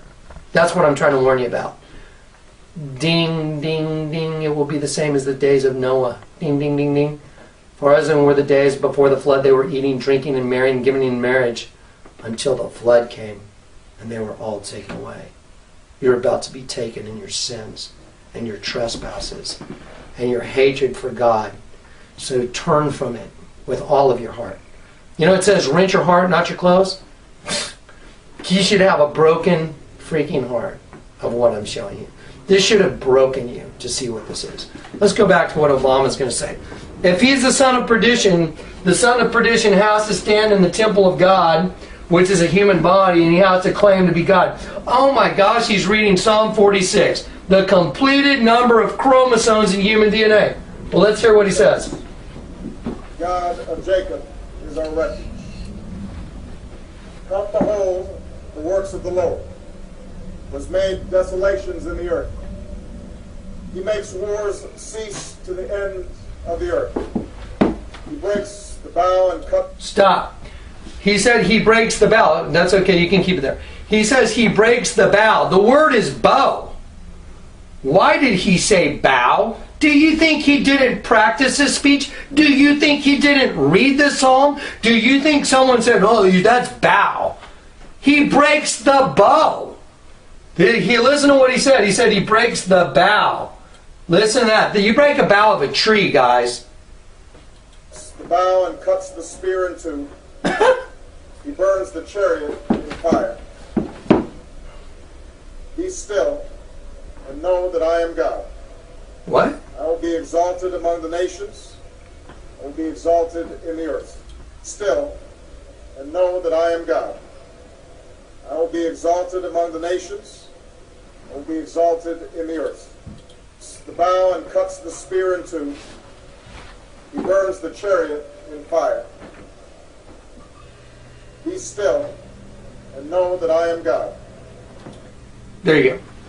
Okay, we can stop on that. Now, here you go, guys. You want to hear something really weird? This is just between you and me.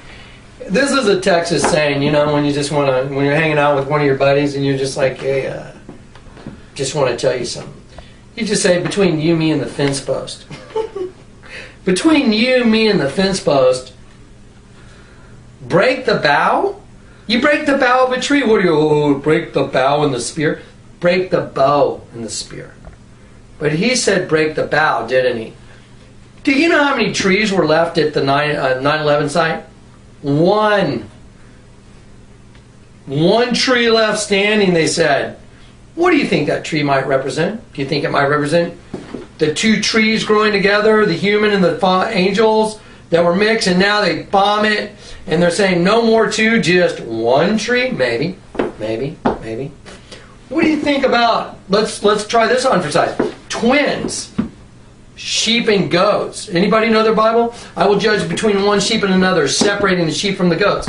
Holy moly, what is a picture of me doing with a sheep on my head and a goat? Because I'm a combination. I'm a sheep and goat. The only way to fix it is Jesus. Guys, if you went into a church and you raised your hand and they said you're saved and you're going to heaven, you better freak out, okay? That's not how the kingdom of heaven comes. Narrow is the gate and hard is the way. You know what that word hard means in Greek? Agonizomai. You know what that means? To agonize. It's like a birth. Being birthed into the kingdom of God is not just, yeah, give me the card. Hey, here's your Bible. No! No! You agonize to get in. It's a birthing process. You're like, oh God, I'm a sinner. What am I going to do to fix it? Help me. And you reach up, and he reaches down, and you guys have a done deal, and you accept his death on that cross as your substitution, because you're Barabbas. And to be Barabbas, he's got to take the cross for you. Get it? To be Barabbas, Jesus must take the cross for you personally. And he has to take the two halves and make one new man in Christ. Okay? So, let's look at the Twin Towers representation very quickly, and then we're going to do the hieroglyph, and then we're going to be into the money, and then we're done. 23 and 23 chromosomes. Hey, guess what? I got a good one for you. Did y'all know that President Bush, guess what psalm he read? Anybody know? Anybody? What psalm did President Bush read at his 9/11 thing? Psalm 23. What a coincidence. Wow, that's weird. 23 for the, here, I'm gonna grab my, just keep it on that, that's fine. I'm just gonna grab myself an erasable marker. Here you go, ready? Sheep, goats. Okay, the sheep, goats. Wheat, weeds. Okay, you getting it? Seed of the serpent, seed of the woman. So let's destroy these two and knock them down. And then we'll read Psalm 46 for the number of rebuilt temple, the human, the fallen angel fit extension. You got 23 plus 23 is 46. Well, that's one hell of a coincidence, don't you think? I mean, that's another Texas saying, one hell of a coincidence. This is a demonic being giving birth. You're going to see that in just a second. And we're going to show you the birthing of death into the human race, where people kneel in front of this altar in the Catholic Church and they get on their knees and they pray to it. You know why? Because it's a demonic entity that's controlling them, making them pray to their God, because look, they worship the Virgin, guys, because that was their way to get a hold of a fit extension so they can occupy our temples.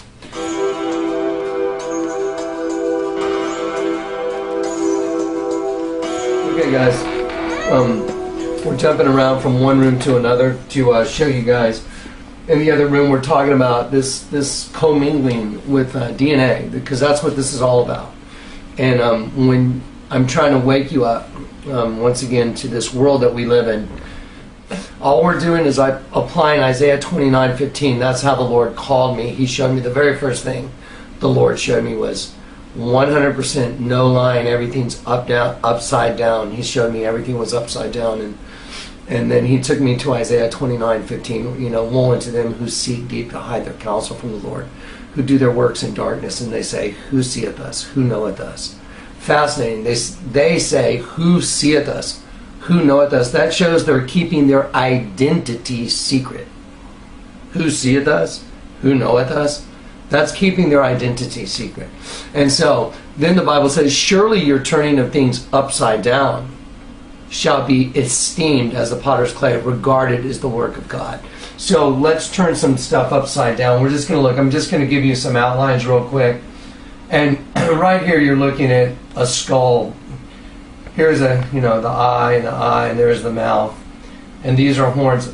I want to suggest that this big thing here, this is hair. This represents hair. This is a shoulder right here back. There's a shoulder. This is a breast right here. This is a breast right here. And this is the head of a kid that's crowning. So it's a woman on her back, and these are her legs, her knees here, her knees here. And these are her legs spread, and she's crowning a child. Now I'm going to take that off the screen, and we're going to bring these two legs down here now. And I'm just going to go up a little bit. And we're going to watch the rest of the birth. There's the head of the kid crowning right there. He's already crowned. It's coming out further. Here's the head coming out further. And then here's the whole head coming out. Now, and then this represents, sorry guys, this represents the woman's buttocks. And here's the head of the new child being birthed. Okay, now let me show you something real quick. And I want to show you.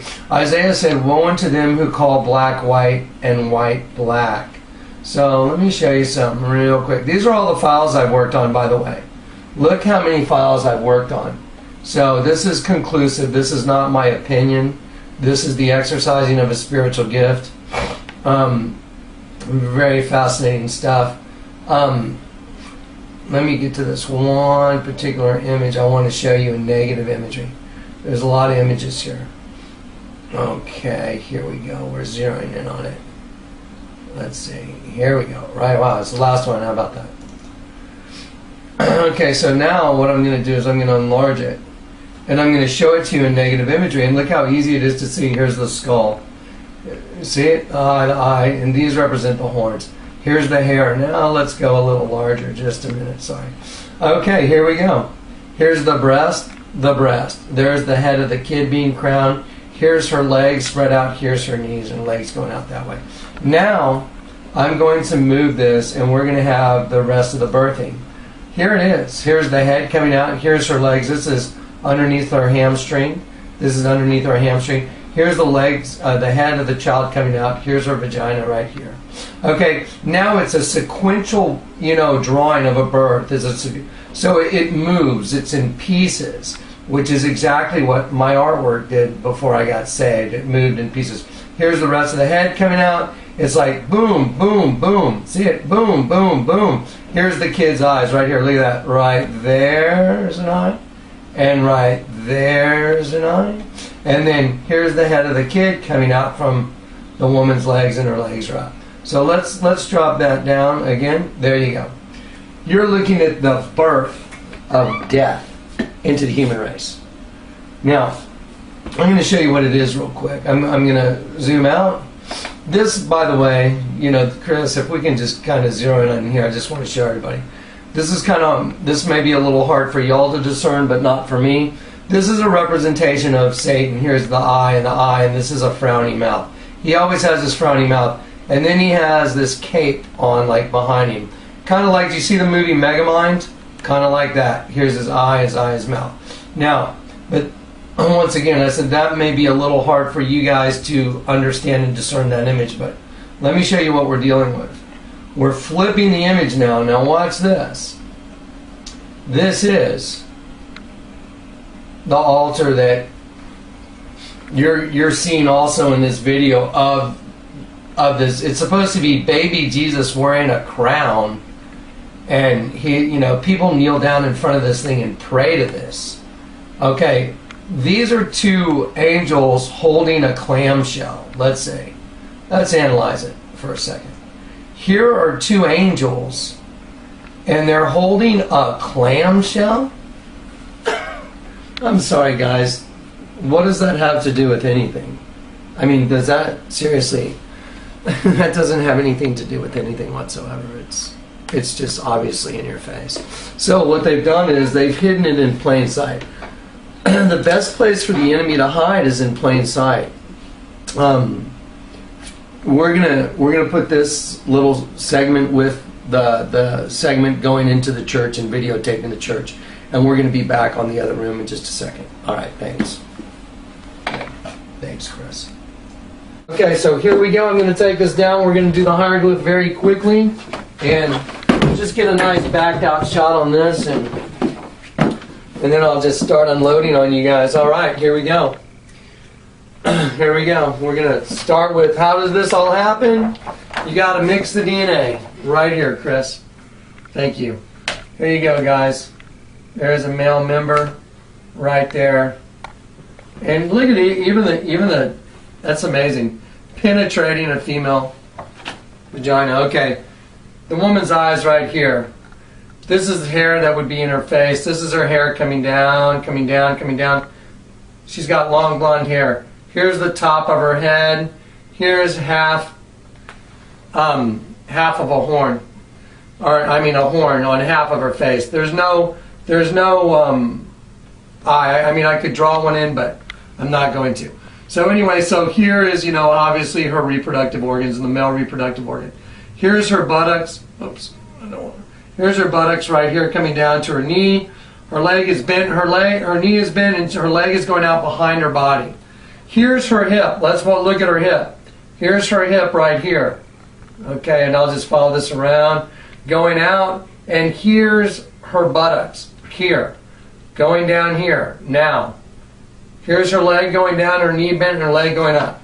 She's on her knees. She's being inseminated by this guy right here. It's an alien. Here's his eye. Here's his eye. There's his nose. There's his frowny mouth. There's the bottom of his chin. There's his long neck becomes the male member. Here's the top of his head right here. There you go. Okay. Now, here's a little quick thing I want to show you guys. Here's the abomination of desolation. I'm going to give you Matthew 24. Therefore, when you see the abomination of desolation spoken of by Daniel the prophet, standing in the holy place, he's standing in the temple of God, you guys. You know that the time of desolation is here. There's the abomination of desolation, standing in the holy place. Mark 13. Therefore, when you see the abomination that causes desolation standing where it ought not to be, it's standing in the temple of God. Well, where's the last place you'd look for your enemy? Inside of you. I mean, come on. Amazing. Here's the devil. You ready? Everything in red. We're going to cover up everything else. Here's the devil's eye right here. Here's his eyebrow right here. There's his eye and his eyebrow. Let's go to his other eye. There's his other eye right here. Let's come down the nose right here. There's the nose right here. Let's go to his mouth. There's his top lip, line between the lip, bottom lip. Let's do his chin. Here's his chin right here, coming up the side of his cheek right here. And then his entire other part of his head is made up by the kid that has a reptile. Here's the reptile's eye. There's the reptile's nose. Here's the back of the reptile, and here's the tail of the reptile. See it right there? All wrapped up nice and neat in the fetal position within an egg. Now, let's look at the sheep with its tongue sticking out. Here's the sheep's eye. Here's the sheep's forehead coming down to the sheep's nostril. Here's the front lip of the sheep. Here's the tongue sticking out. Here's the bottom jaw of the sheep right here. Here's the sheep's ear right here. See it? Home run, baby. God is absolutely at work here. Let me show you what the end result of this all is. Let's go down here. These are flames. These are flames. These are flames. Here's a guy trapped in hell, but this is very important. If you go to hell, you go to hell because you were God's enemy. God does not send His own to hell. The only way you go to hell is you weren't reconciled to God through the cross of Jesus Christ. And because of that, because you died separated, you go to hell. Who goes to hell? The devil and his angels. I'll prove it. Matthew, I will judge between one sheep and another, separating the sheep from the goats. Is the Bible coming alive? And he said, I will say to the sheep, go to the right. Blessed are you. And enter into the eternal kingdom prepared to you from the foundations of the world. Then the king will say to the goats, go to the left, into the eternal flames prepared for the devil and his demons. That's where they go. So if you go to hell, you're the devil and his demons. Period. Because you weren't made whole. That's all there is to it. I don't care about you scoffers. You guys, you know what? If you don't get it, you don't get it. Here we go. Let's see who's in hell. Let's start with the horns. Here's one horn. It also turns into flame. There's another horn. Here comes down the forehead, and it's in flames. See the flames? Here's the guy's eye, right there. Here's the guy's nose. Here's his lip, right there from lip. His mouth is open. He's in agony. There's his bottom jaw under his neck. There you go. Mystery solved. I want to show you DNA transcription. Chris, I want to look at, just go up here for a sec. This is DNA being split. Remember you saw the DNA being split on the video? There it is. Weirdly enough, it goes into a stinger. I looked this up. This is a stinger. This is DNA being transcribed, and it's stinging the pharaoh in the back of the neck. Now, guys, I don't know, but I'm just going to give you guys a scripture. The book of Revelation says, this is scarier than hell. You know when the locusts are unleashed? It says they have long hair and they have stingers. And it says, and they will sting men, and men will seek to die, but death will flee from them. Time out. What? They will seek death, but death will escape them. So they won't be able to die. There's only one way I know that could happen. Now, if I wanted to die, and I really wanted to die, and I was like, it was that bad, anyone can kill themselves. Anyone can. But let me ask you this question. What if you've been stung by something that maybe changed your DNA? I don't know. Is that what that thing's going to be that comes out of the bottomless pit? Where's the other race of beings? I don't know. I mean, you know. There's one above ground and one below ground. How do the ones above ground survive? That's the real question. I don't know. Stuff to think about, right? So, we have the whole story told in this hieroglyph right here. You know, I want to show you one more thing over here. This is a giant head of a reptile. Here's the reptile's whole head right here. This whole thing is the eye of the reptile. Here's the reptile's mouth right here. Here's the bottom jaw.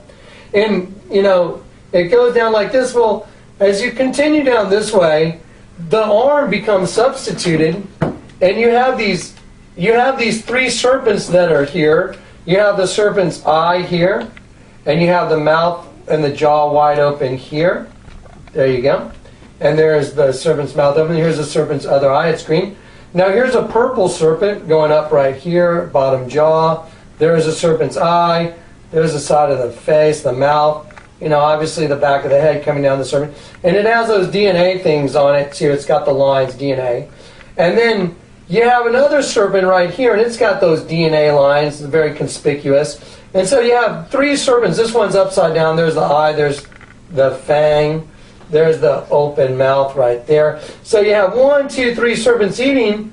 This guy that's laying on his side, his mouth is open, and there's his eye squinting. There's his other eye. So you got 1, 2, 3 serpents eating a human. That's representation. That's a representation of destroying his DNA. Look at this. Here's the DNA put back together, and it goes into the head of the serpent. And let me just draw this bottom jaw on right there. The jaw is open, and the kid is going in the mouth of the serpent right here. There's the eye of the serpent. And this kid's being eaten by the serpent. Well, you ready for the scriptures again? So here they are. In the end, your worst enemies will be members of your own household. Father will betray son. Mother will turn against daughter-in-law. Brother against brother. Children will rise to kill against their parents and cause them to be killed. How in the world is that possible? How is it possible? It's not possible. That's not possible. There's only one way it's possible, and I just showed you the way. Now, this cost me everything. Everything I just showed you. I pray to God it's over. I can't go anymore. I'm done. I got to show you guys 2 more little things, and I'm going to show you how this plays out right in front of your face. We got 10 minutes. Okay, here we go. Less. Yeah, here we go. I got it. You're going to run out of space. No, I got it. Here you go. There it is. Twin vines. It's DNA. It shows the DNA. See the double helix? Double helix. It's an alien face. eye, mouth. So you have an alien, it says twin vibes. Remember the Twin Towers? You got 23 and 23, what do you get? Bibbidi bobbidi boop. There it is. Here you go. You buy this at the store. I bought these because of the labels. There's tons of them, guys. I could have done 20 of them. Here you go. Evil. There it is. Upside down. Okay. Guys, we're going to cut this section. This is the bulk of the video. This is the bulk of the disclosure. We're going to edit, and we're going to go into another section, and that next section is going to be the U.S. currency, and then we're done. Because get ready. All hell's about to break loose. The beast is about to be unleashed on the earth, and you're part of it. So, here we go. All right.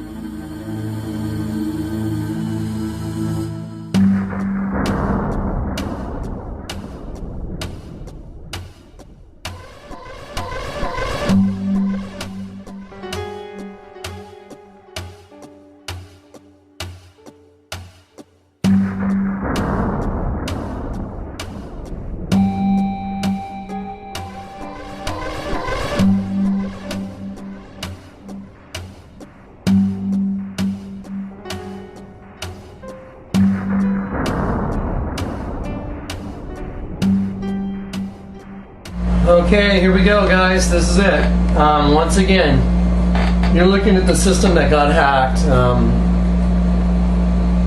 Just unbelievable what's happened, all the stuff that's going on. Thank God I have stuff still left because, man, they didn't get some really really important stuff. So anyway, guys, remember everything we just talked about in the previous segment. And right now Rick's, this is going to be interactive. This is an interactive video. We're not trying to be bells and whistles will fade in. No special effects. We're just gonna do editing content.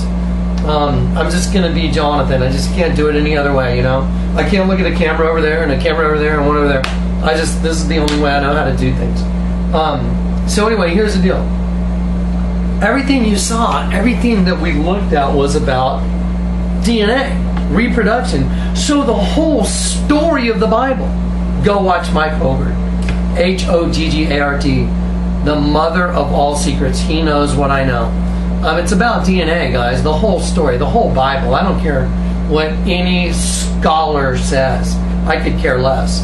Everything I'm showing you just is, it's just a gift that the Lord gave me that I had to suffer to get. And when I say suffer, I mean suffer to get.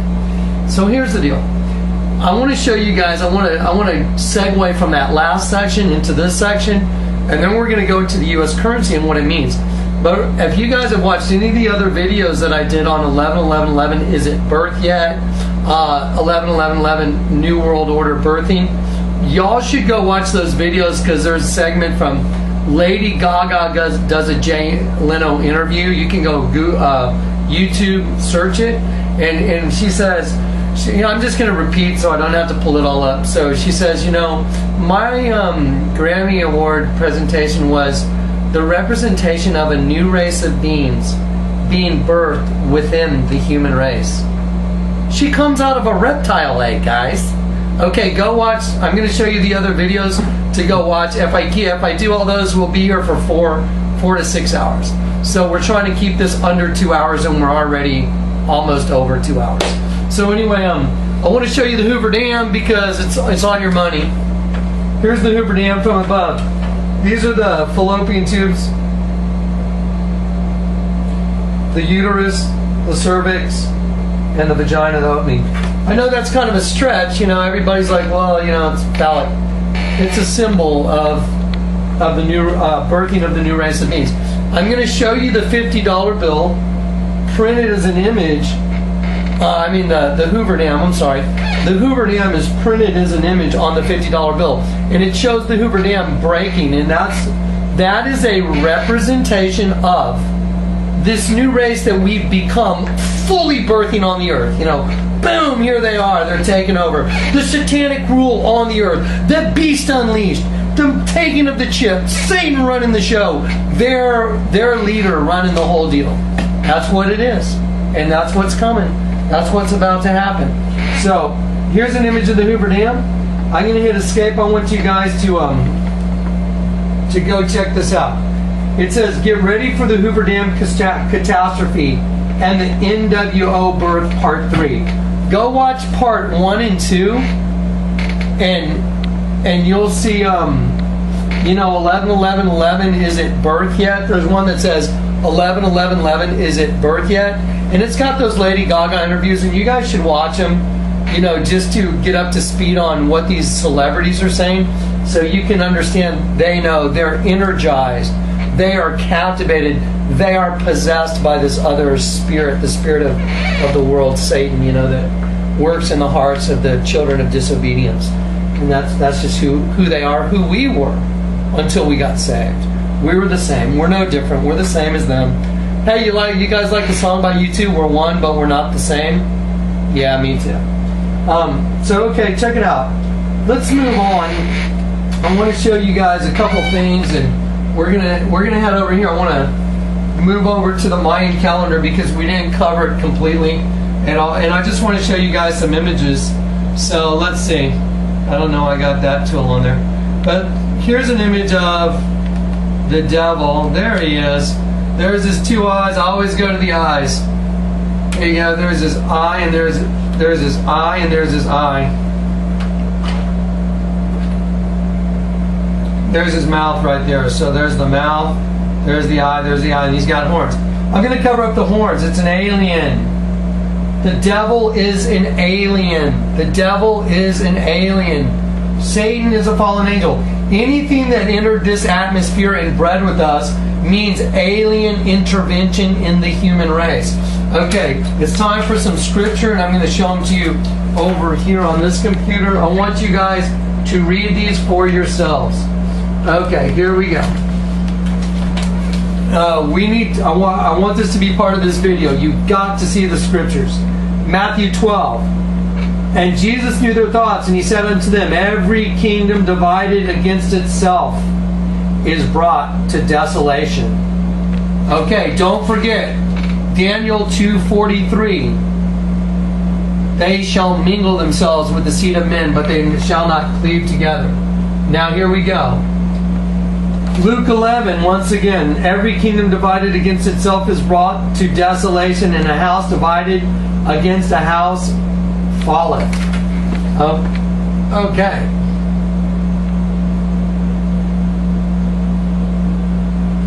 Matthew 24. When ye therefore shall see the abomination of desolation, spoken of by Daniel the prophet, stand in the holy place. Look how it says, whoso readeth, let him understand. It's an exhortation. Hey, when you read this, let him understand. That abomination, I mean, just think about it. If you take a human body and you inject an alien seed, a seed of the serpent, I will put enmity between the seed of the serpent and the seed of the woman. What would happen? It would become desolate. And now we're seeing the abomination. That's how I knew Mr. X would draw a picture of me and put a dead sheep on me. Because I also have a gift that's called the discerning of spirits. It's a spiritual gift. You can discern when you're in the presence of the enemy. And most of the times I go to the courthouse in San Antonio, I'm in the presence of the enemy, always on the other side, every time. So let's keep looking at some scriptures. Daniel 2:43, and whereas thou sawest the iron mixed with miry clay, they shall mingle themselves with the seed of men, but they shall not cleave to one another, even as iron is not mixed with clay. I want you guys to see Jesus Christ in Daniel. And in the days of these kings shall the God of heaven set up a kingdom, which shall never be destroyed, and the kingdom shall not be left to other people. Wow, who are the other people? But it shall break in pieces and consume all these kingdoms, and it shall stand forever, for as much as thou sawest the stone, that's Jesus Christ, that was cut out of the mountain without hands, and it brake in the pieces the iron, the brass, the clay, and the silver, and the gold. The great God hath made known to the king what shall come to pass hereafter, and the dream is certain, and the interpretation thereof is sure. Okay, listen to this.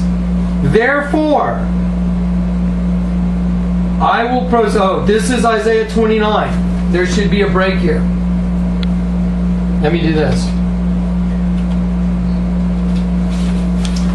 Therefore, behold, I will proceed to do a marvelous work among this people, even a marvelous work and a wonder. For the wisdom of the wise, all those Bible scholars that got it wired, that know their history, that know everything. God takes the things this world considers foolishness to confound the wise. The wisdom of their wise men shall perish, and the understanding of their prudent men shall be hidden. Isaiah 29:14. Get ready. Ready for this?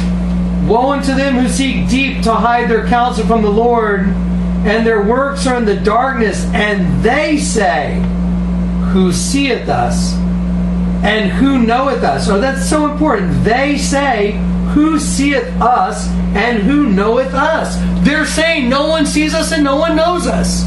They can't even see us. That's what they're saying. Surely your turning of things upside down shall be regarded as the work of God. Let's do it, guys. Let's turn it upside down and see who they are.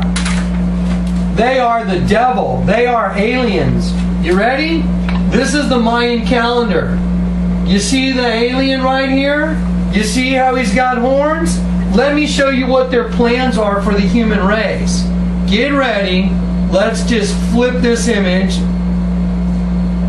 Bam. Oh, it's a human with tears. Wow, there the tears are again.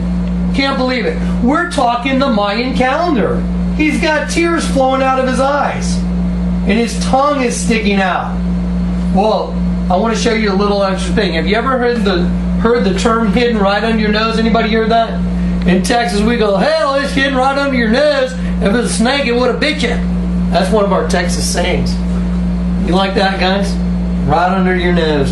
Hidden right under your nose. And if it was a snake, it would have bit you. Okay, well, I'm not Texan by birth. I was born in Germany, but I get to use those. I love you guys, man. Okay, here we go. Check this out. You want to see freaky deaky? You ready? Hidden right under your nose. You see the alien? There's his eye, and his nose, and his mouth. You see him? It also becomes hair. It's a female thing. Da-da-da-da. Now, you ready? Here we go. I need you guys to look at this. I'm going to zoom out, and I'm going to cover this up with a piece of paper. Okay. Now, you know what? I'll tell you what. We're going to do this first. We're going to look at the face of the devil looking at you. I'm going to show you his two eyes. Ready? Always the eyes first. You always look at the eyes first.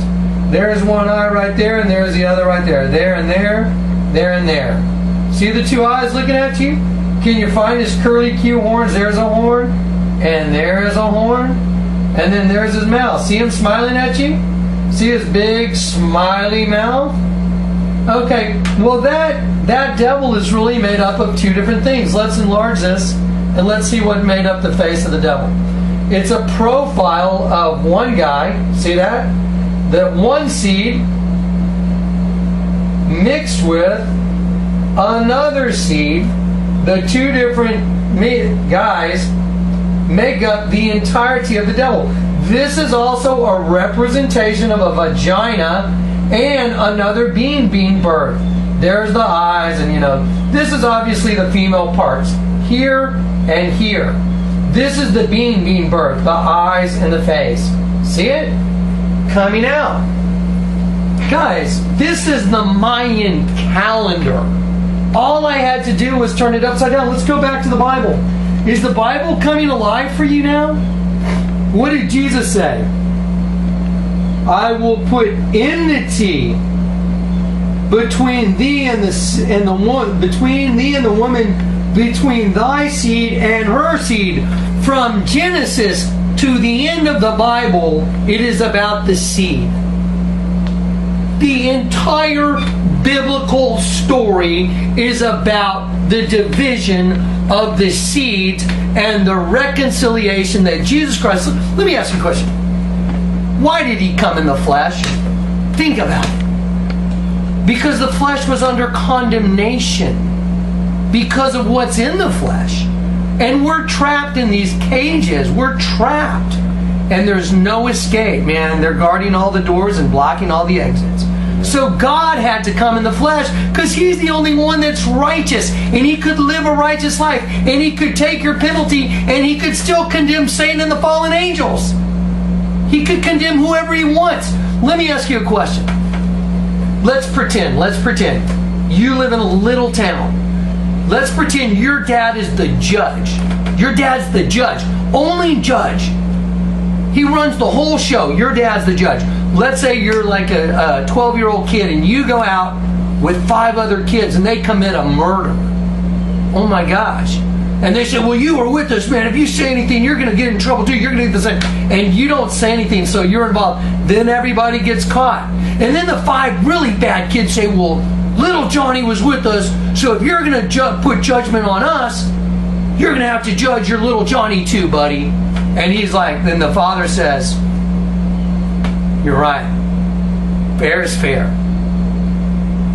And so what does he have to do? He has to give them all the same punishment. But let me ask you a question. Let's just think about this.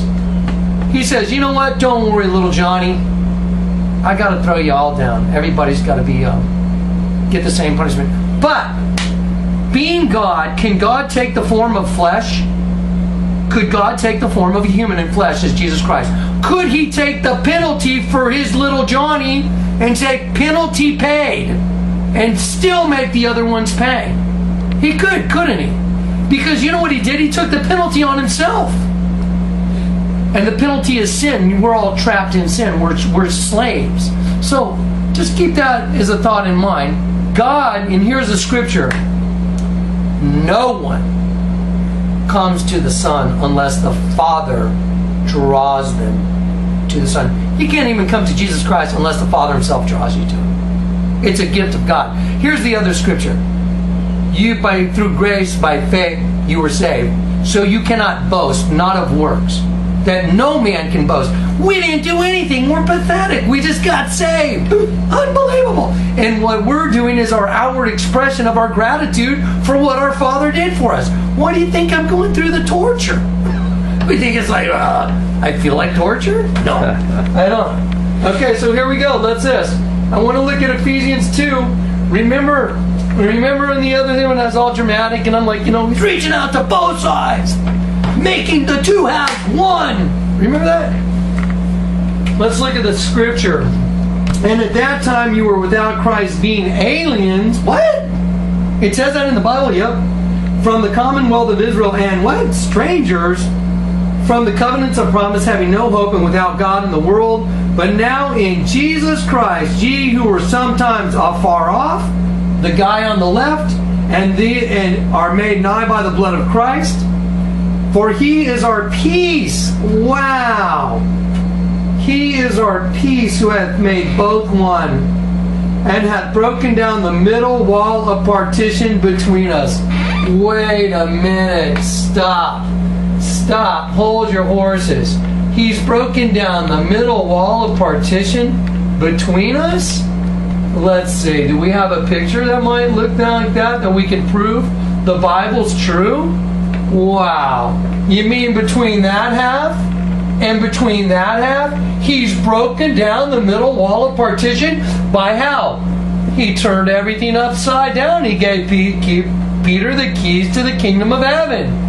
He said, there's going to be a mirror image of what I do.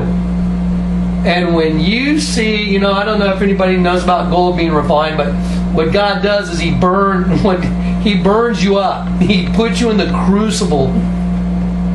The night I got saved, He told me to go into the fire. I'm not kidding. If anyone's seen my personal testimony, if I would have known what the fire was, I would have hauled ass. I would have, what? He puts you in a crucible. The way they cook gold, they put it in a crucible and they put it in the fire. They never let it boil.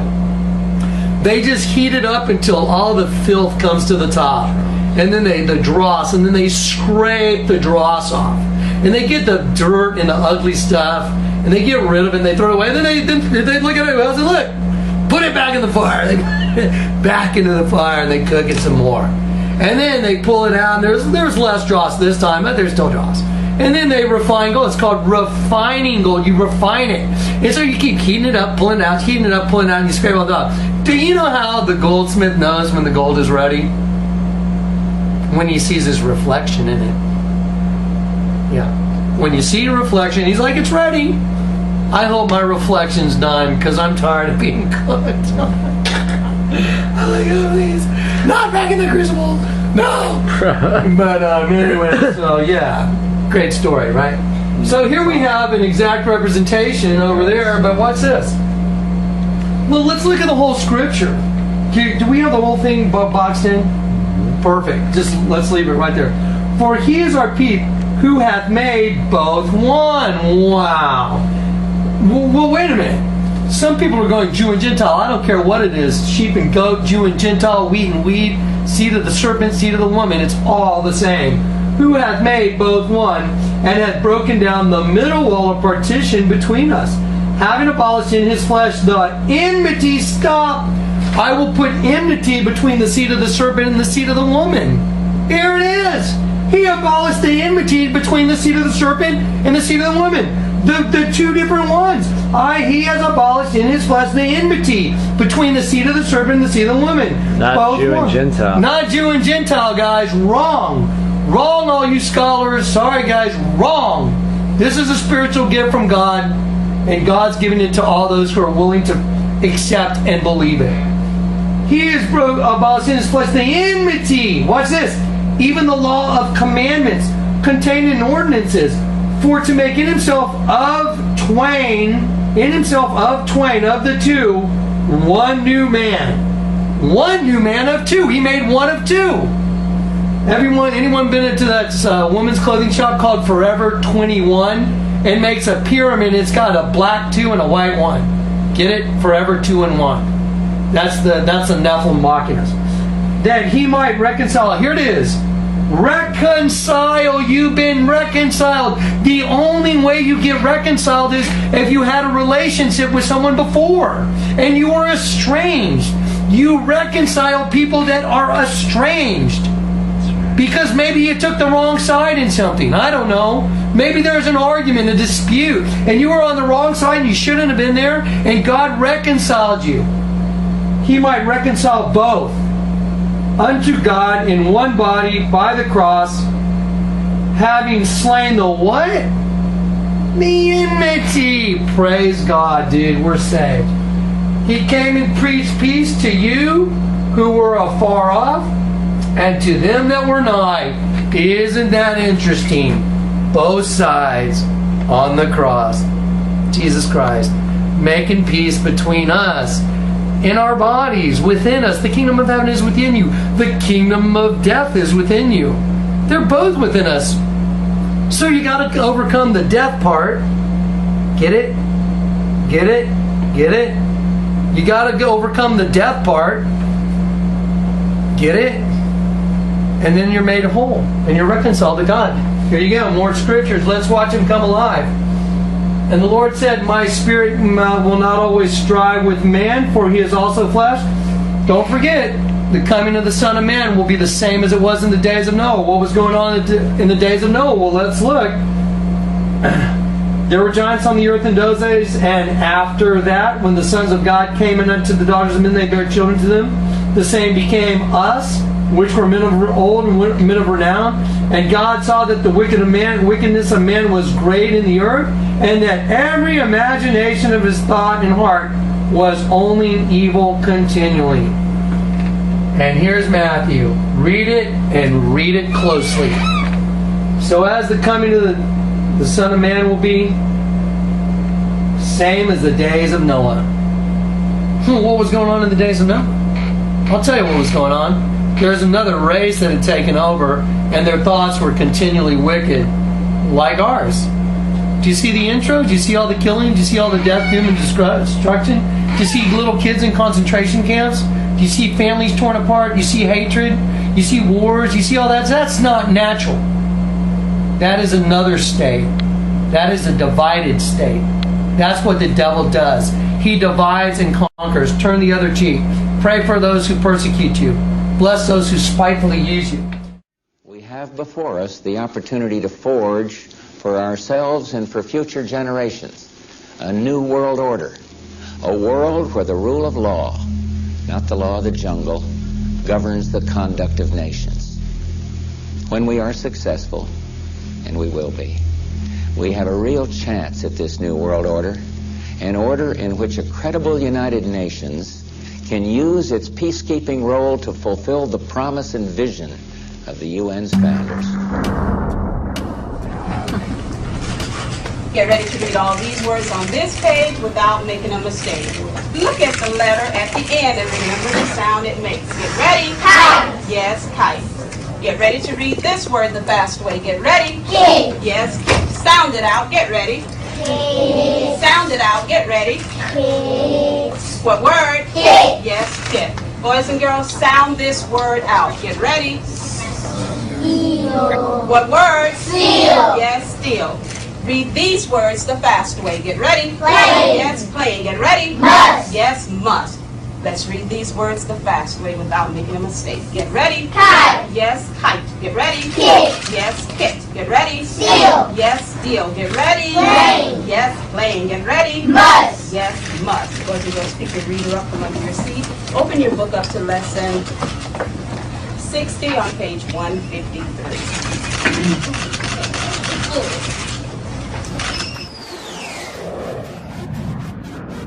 Keep your head down, pretend you don't know. Quit looking there, just do what you're told. Their eyes are lying, it's written all over their face.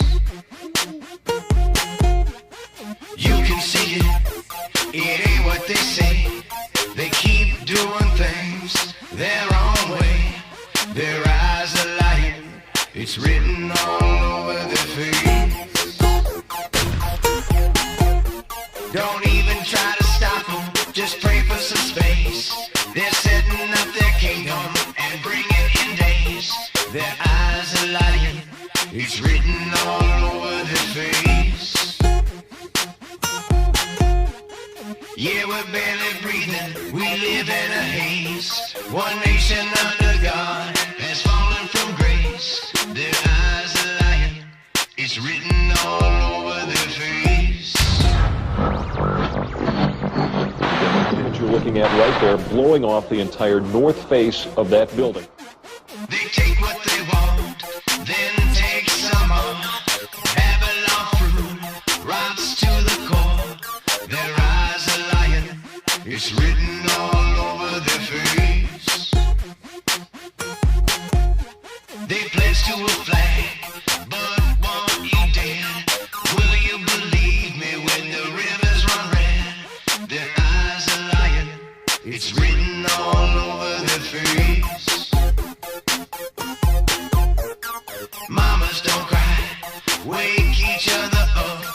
History is fake, cause money corrupts. Their eyes are lying. It's written all over their face. 40 million dead red men. They raped the women and killed the children. Their eyes are lying. It's written all over their face.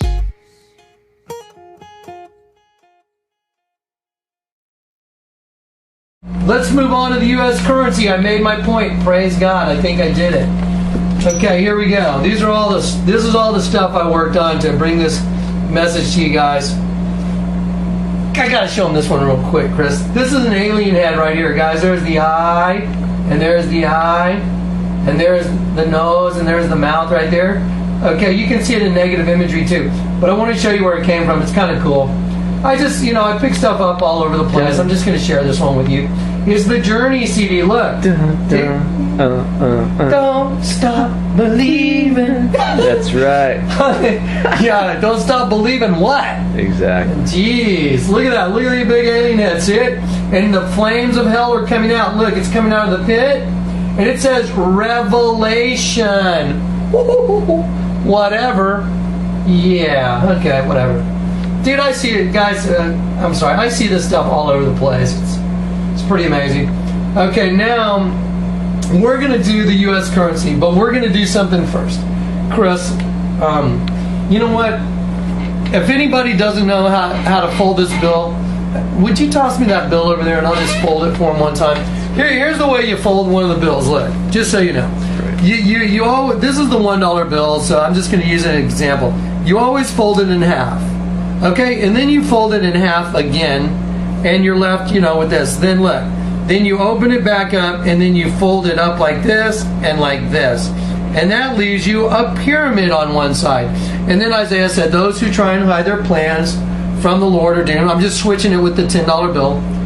Those who try and hide their plans from the Lord are doomed. They carry out their schemes in secret and think no one will see them or know what they're doing. They turn everything upside down. So, boom! There is a tidal wave coming over a 7-story building. If you haven't seen the Just a Messenger series I did, the Lord let me prophesy on it, and it's, for the most part, happened. I'll tell you what, it was done in 2008.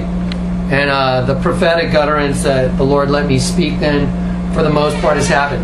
I want to show you something with this thing. Now, check it out. You want to check this out? Let's see. Let's go over here, Chris. You know what?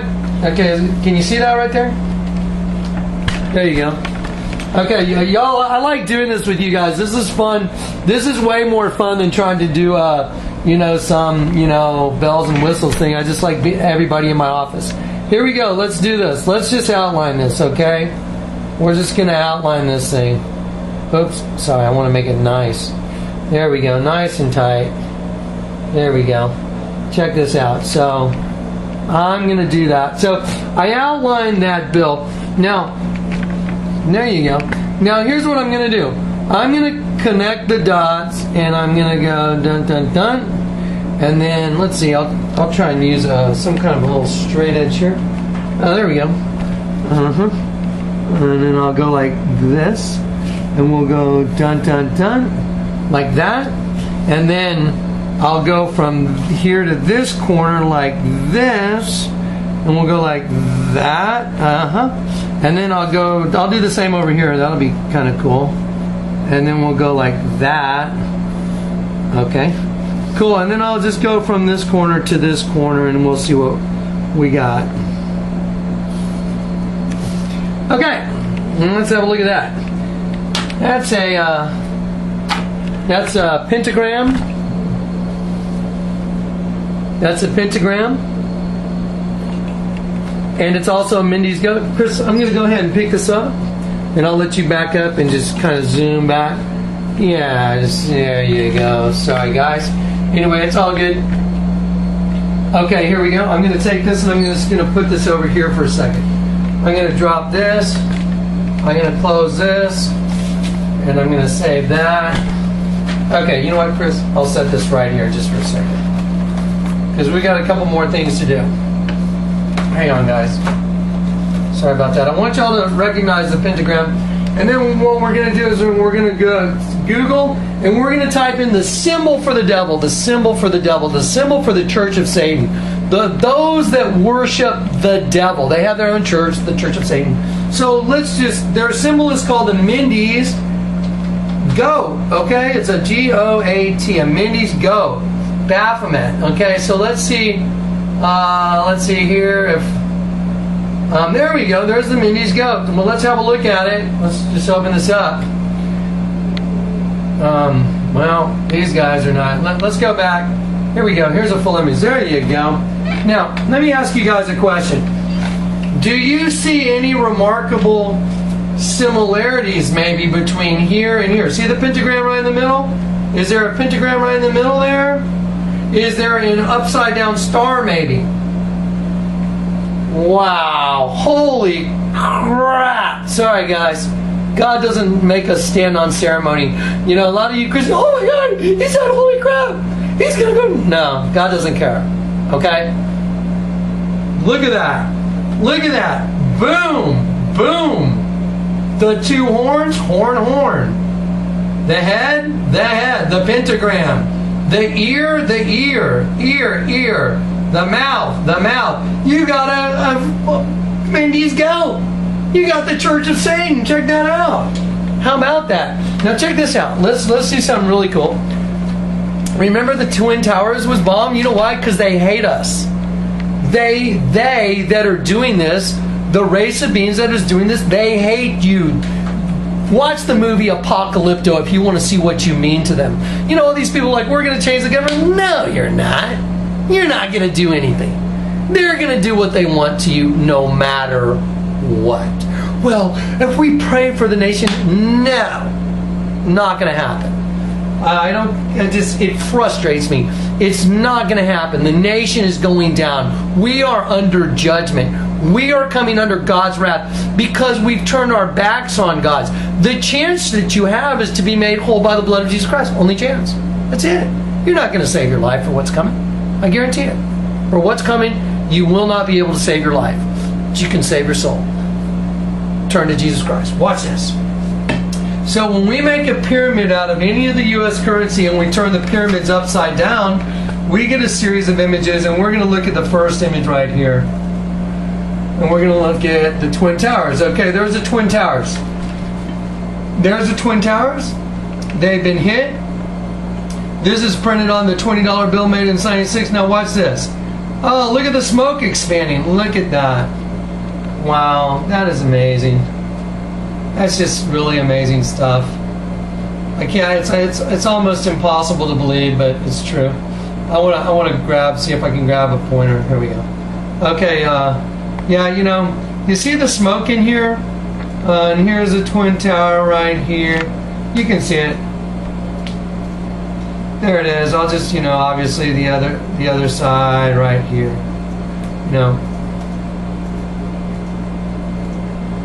There it is. So that blocks them in the line in the middle. There they are burning. Look at the smoke coming down. Okay, well, that's a $20 bill on one side. No.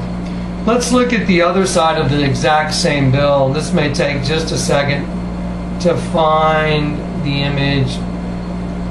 The Pentagon should be right here.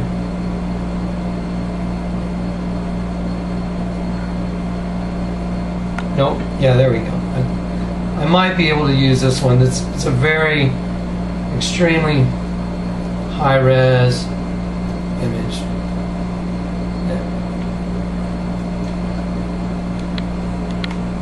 There's the federal building bot. There's the Pentagon, guys, right here. Have a look. Everything above the line. See everything above this line right here? Here's the Pentagon. There the windows are, right? Let's see. Let me get a pointer. I don't even see my pointer. There it is. Here the windows are right here. There the windows are.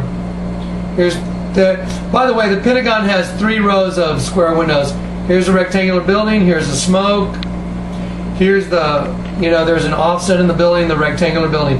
You're looking at an image of the Pentagon after the bombing. There you go. Try and argue with that. Let me move it down a little bit so. There you go. There's your Pentagon. It's a blood sacrifice, guys. Get it? Wow. Isn't that amazing? Okay, well, let's just keep looking. We just saw one bill one bill has the Pentagon and the Twin Towers on it. Let's look at the old $20 bill. There it is. Well, here we go.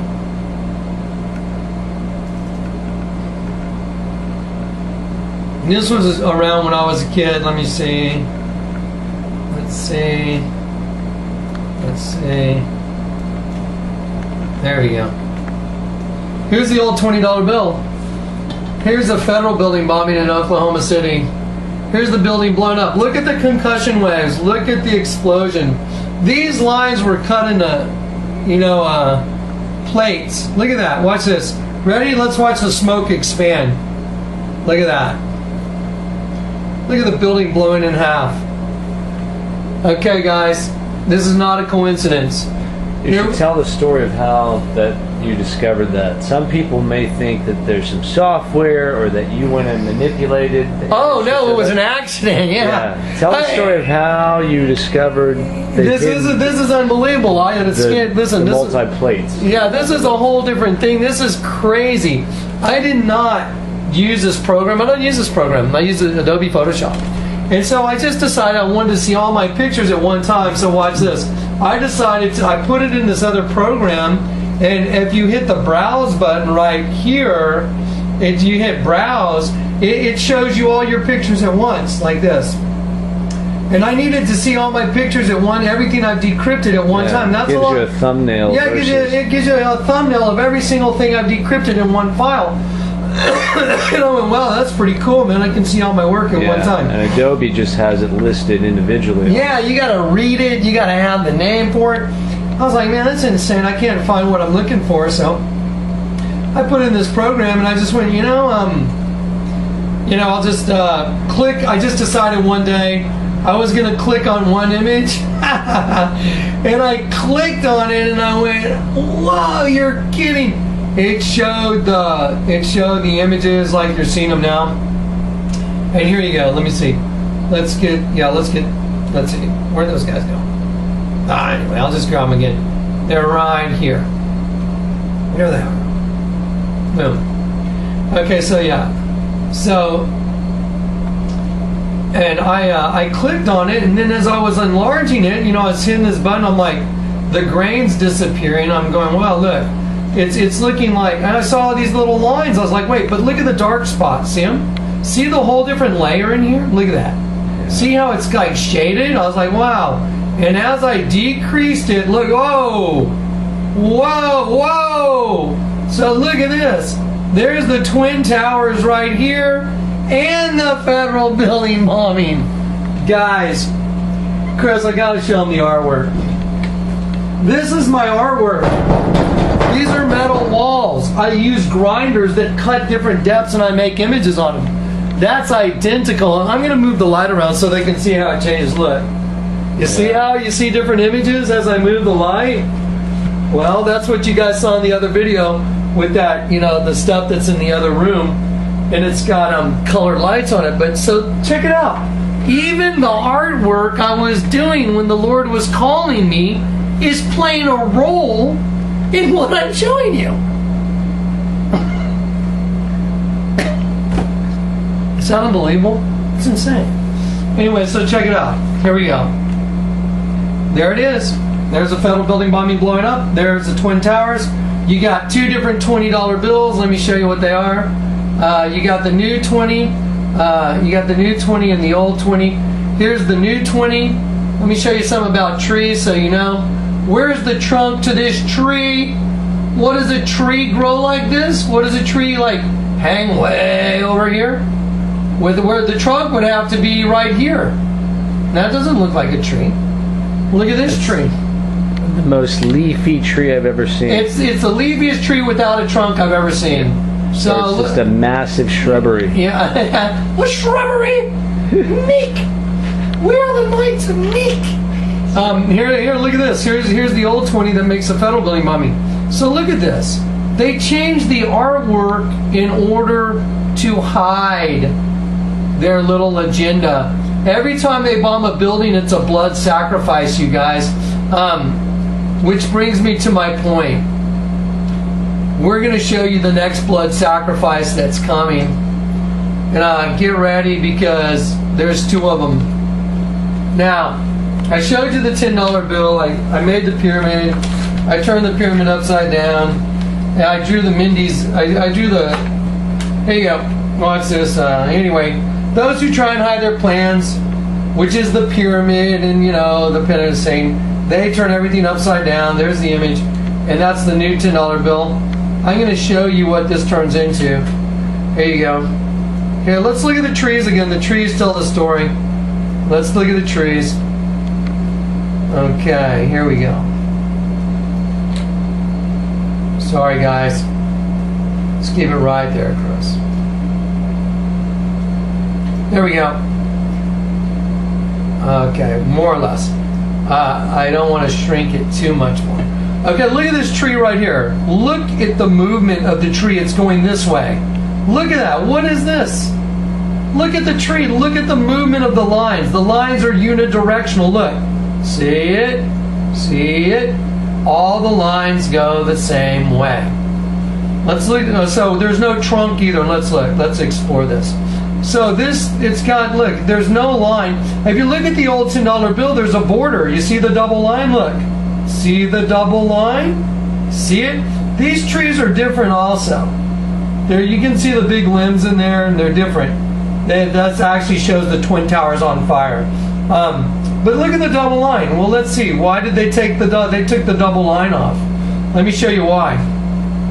Let's look at the other tree. Whoa, check that out. Look at that. You know what that looks like to me? Anyone ever go to the ocean and see a wave breaking? The way the waves break. They kind of fluffy up top, you know what I mean? Let's look at a big old tidal wave coming over a 7-story building.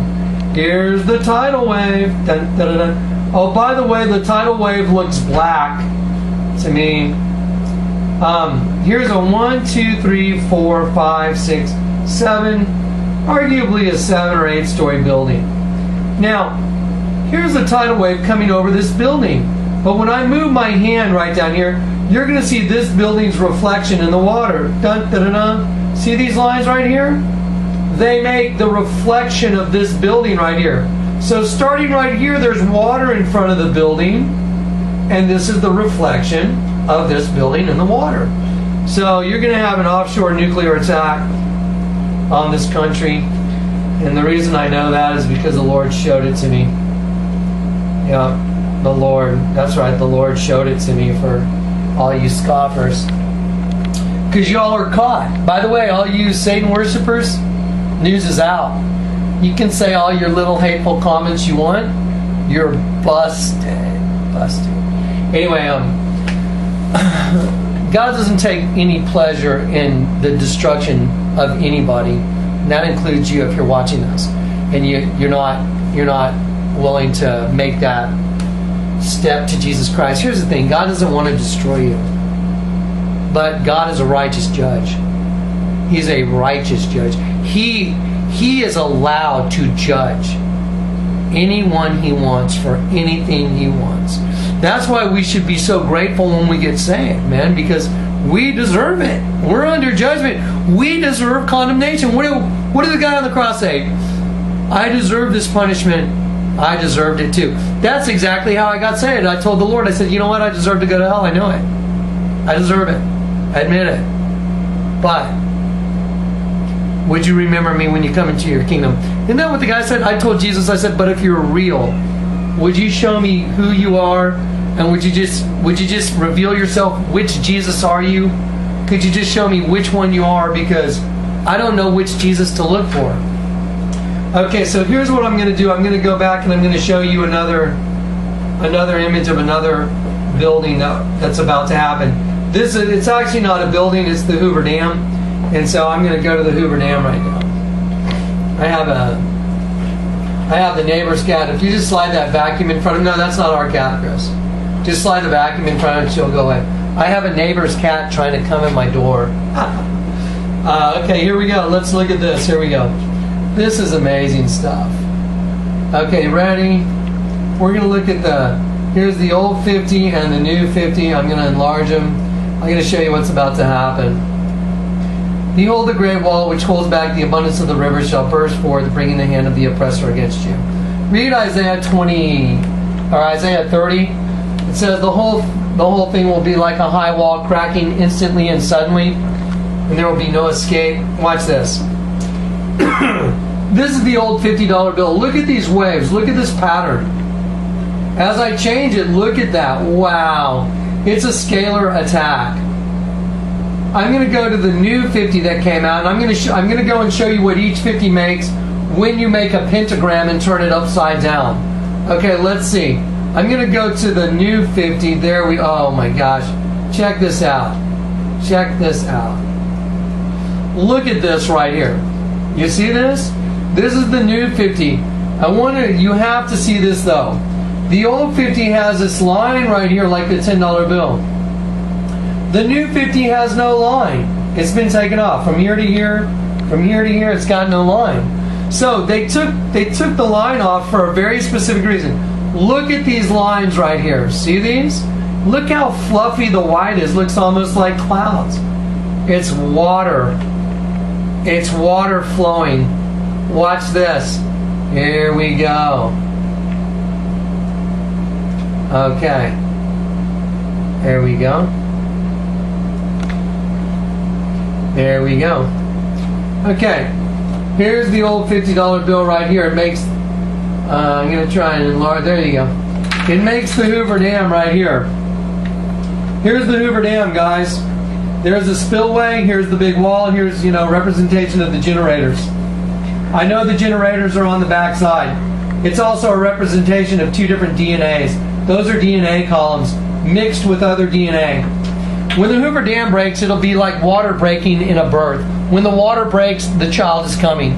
There's a new race about to be birthed on the earth, and they're about to unleash the beast on the earth. The beast is inside of us. We're the beast. Surprise. The beast is in each and every one of our hearts. We have a cold, remorseless heart like that of a beast. The heart of man is wicked. Who knows it? That's right. The heart of man is wicked. Who can know it? Right. Okay, now here we go. This is a levee right here in the Midwest. This is water flowing over a levee.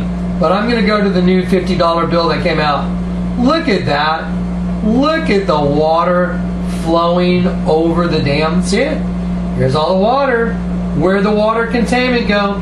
Okay, Chris, just zoom out. I'm going to show them the water containment again. Water containment right there. Made by the lines. Water containment. Water containment missing. Water flowing. Mystery solved, guys. The beast is about to be unleashed on the earth. We're getting ready to have a time of unbelievable horror and sadness. The human race is getting ready to go into the greatest horror the world's ever seen. If you haven't figured it out by now, God called me so I could warn you. My name, Jonathan Kleck, means Yahweh has given. Kleck means a bell ringer. Ding, ding, ding, ding. We had so many problems trying to get this information down to get out to you guys that it's almost indescribable. I'm not kidding. We had 2 cameras go down. We shot 3 hours of tape that it was unbelievable. They got fried. Computer wouldn't accept them. We had HD problems. I had to shoot this in regular because the HD was picking up all the lines in the computers, and it would have given everybody a serious headache. We had to change plane tickets just to keep Rick in town to be able to edit this down. So guys, when I told you I would bake you the best cake I knew how to bake, here's your cake. It's the best cake I know how to bake. It's the best I can do. I'm just trying to be me and trying to be what the Lord showed me and do what the Lord told me to do. I prayed before I did this. There was some, just for the record, there were some production thoughts about, well, these people are expecting, you know, this and that, and and here's what the Lord showed me. I prayed, I said, Lord, what do you want me to do? And I heard, do it the same as everything else you've done. Just talk to the people. Talk to my people. And I said, okay. I literally walked over and I opened up an 800,000 word book after I said, okay, I heard you say you want me to do it the same as everything else, but with creative content. And I heard, that's right. I opened up an 800,000 word book. The entire page said, imitation, the same as. So if anyone doesn't like this, take it up with the Lord, okay? Because I always do what he tells me. Always. Well, almost always. Sometimes when I don't, I get put back in the fire. I get burned up some more. So anyway, here it is, guys. The Hoover Dam's going to go. There's going to be an offshore nuclear attack. Ready? Behold, the hand of the oppressor has been lifted against you. And out of the sea shall come fire and smoke and a devouring wind. Water as high as the walls of Jerusalem will cover the city by the sea, and great shall be the destruction of that city. Behold, the great wall which holds back the abundance of the river shall burst forth, bringing the hand of the oppressor against you. For I have seen it. Mighty is your enemy that is risen from within your own borders. Now behold, the abomination of desolation spoken by Daniel, the prophet. Standing in the holy place where it should not be, here's the mystery made known to you. You are the holy place of which I speak. And the abomination of desolation shall rise from within the walls of the temple to destroy the temple. For have you not seen and have you not heard? Has it not been made known to you? Have you not read the scriptures? For when the sons of God came into the daughters of men, they did bear children to them, and the same became mighty men. Has not the sea turned mighty? And the sea shall turn terrible before your very eyes, and the terrible one shall be elevated within the sea. Behold, the man of peace shall come forth from the sea, Barack Hussein Obama, and with words of peace he will bring chaos and destruction. Behold the fig tree. It puts forth its leaves, and suddenly the time is upon you. It's time to repent. You got no choice. It's time to repent now. The time of horror is here. It's upon us. This God, I guess, obviously gave us enough time to make this segment and to get it posted, to get it out. The time is here. If you think you can argue with everything that just got shown to you, you don't want to be saved. You don't want to see the truth. Guys, I gave up the last 10 years of my life to bring you this message. I hope it falls on open hearts, open minds. I pray that you take it before the Lord yourself. And if you ask God, God says, He will not despise a broken and rejected heart, a contrite spirit. Yeah, a contrite spirit. If you just go to God with a contrite spirit and you say, look, I know I'm screwed. You just say, what can I do? He's not going to turn you away. He won't turn you away. A humble heart. He didn't turn me away. We all have family members that have rejected us, said hateful things about us, and we need to pray for all of them. Because as hard a pill as it is to swallow, and it's a tough pill to swallow, the Bible says your worst enemies will be members of your own household. He didn't say some of your enemies. He said your worst enemies. So we need to pray for them. And maybe this information will find its way to them, even if it's during the horror. Because there's going to be a lot of people that, you know, get raised up. There's 144,000. I don't know everything about Scripture. All I know is what the Lord showed me. The fig tree is putting forth its leaves. The time is upon you. Time to repent. So get yourself saved. I love you. Joe, thank you. The Tuttles, wow. All you people, everybody that stepped up, this is your video. I did this under great duress. That's a freaking understatement.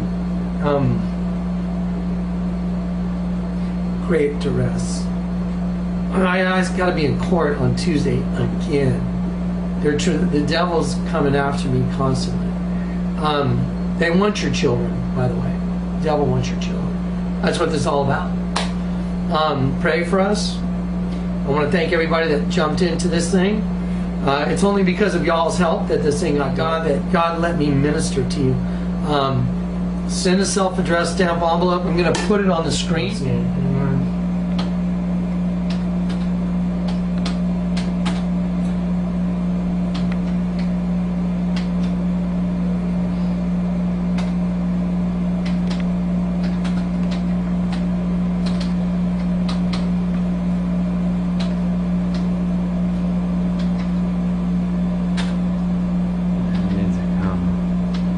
I can enlarge it.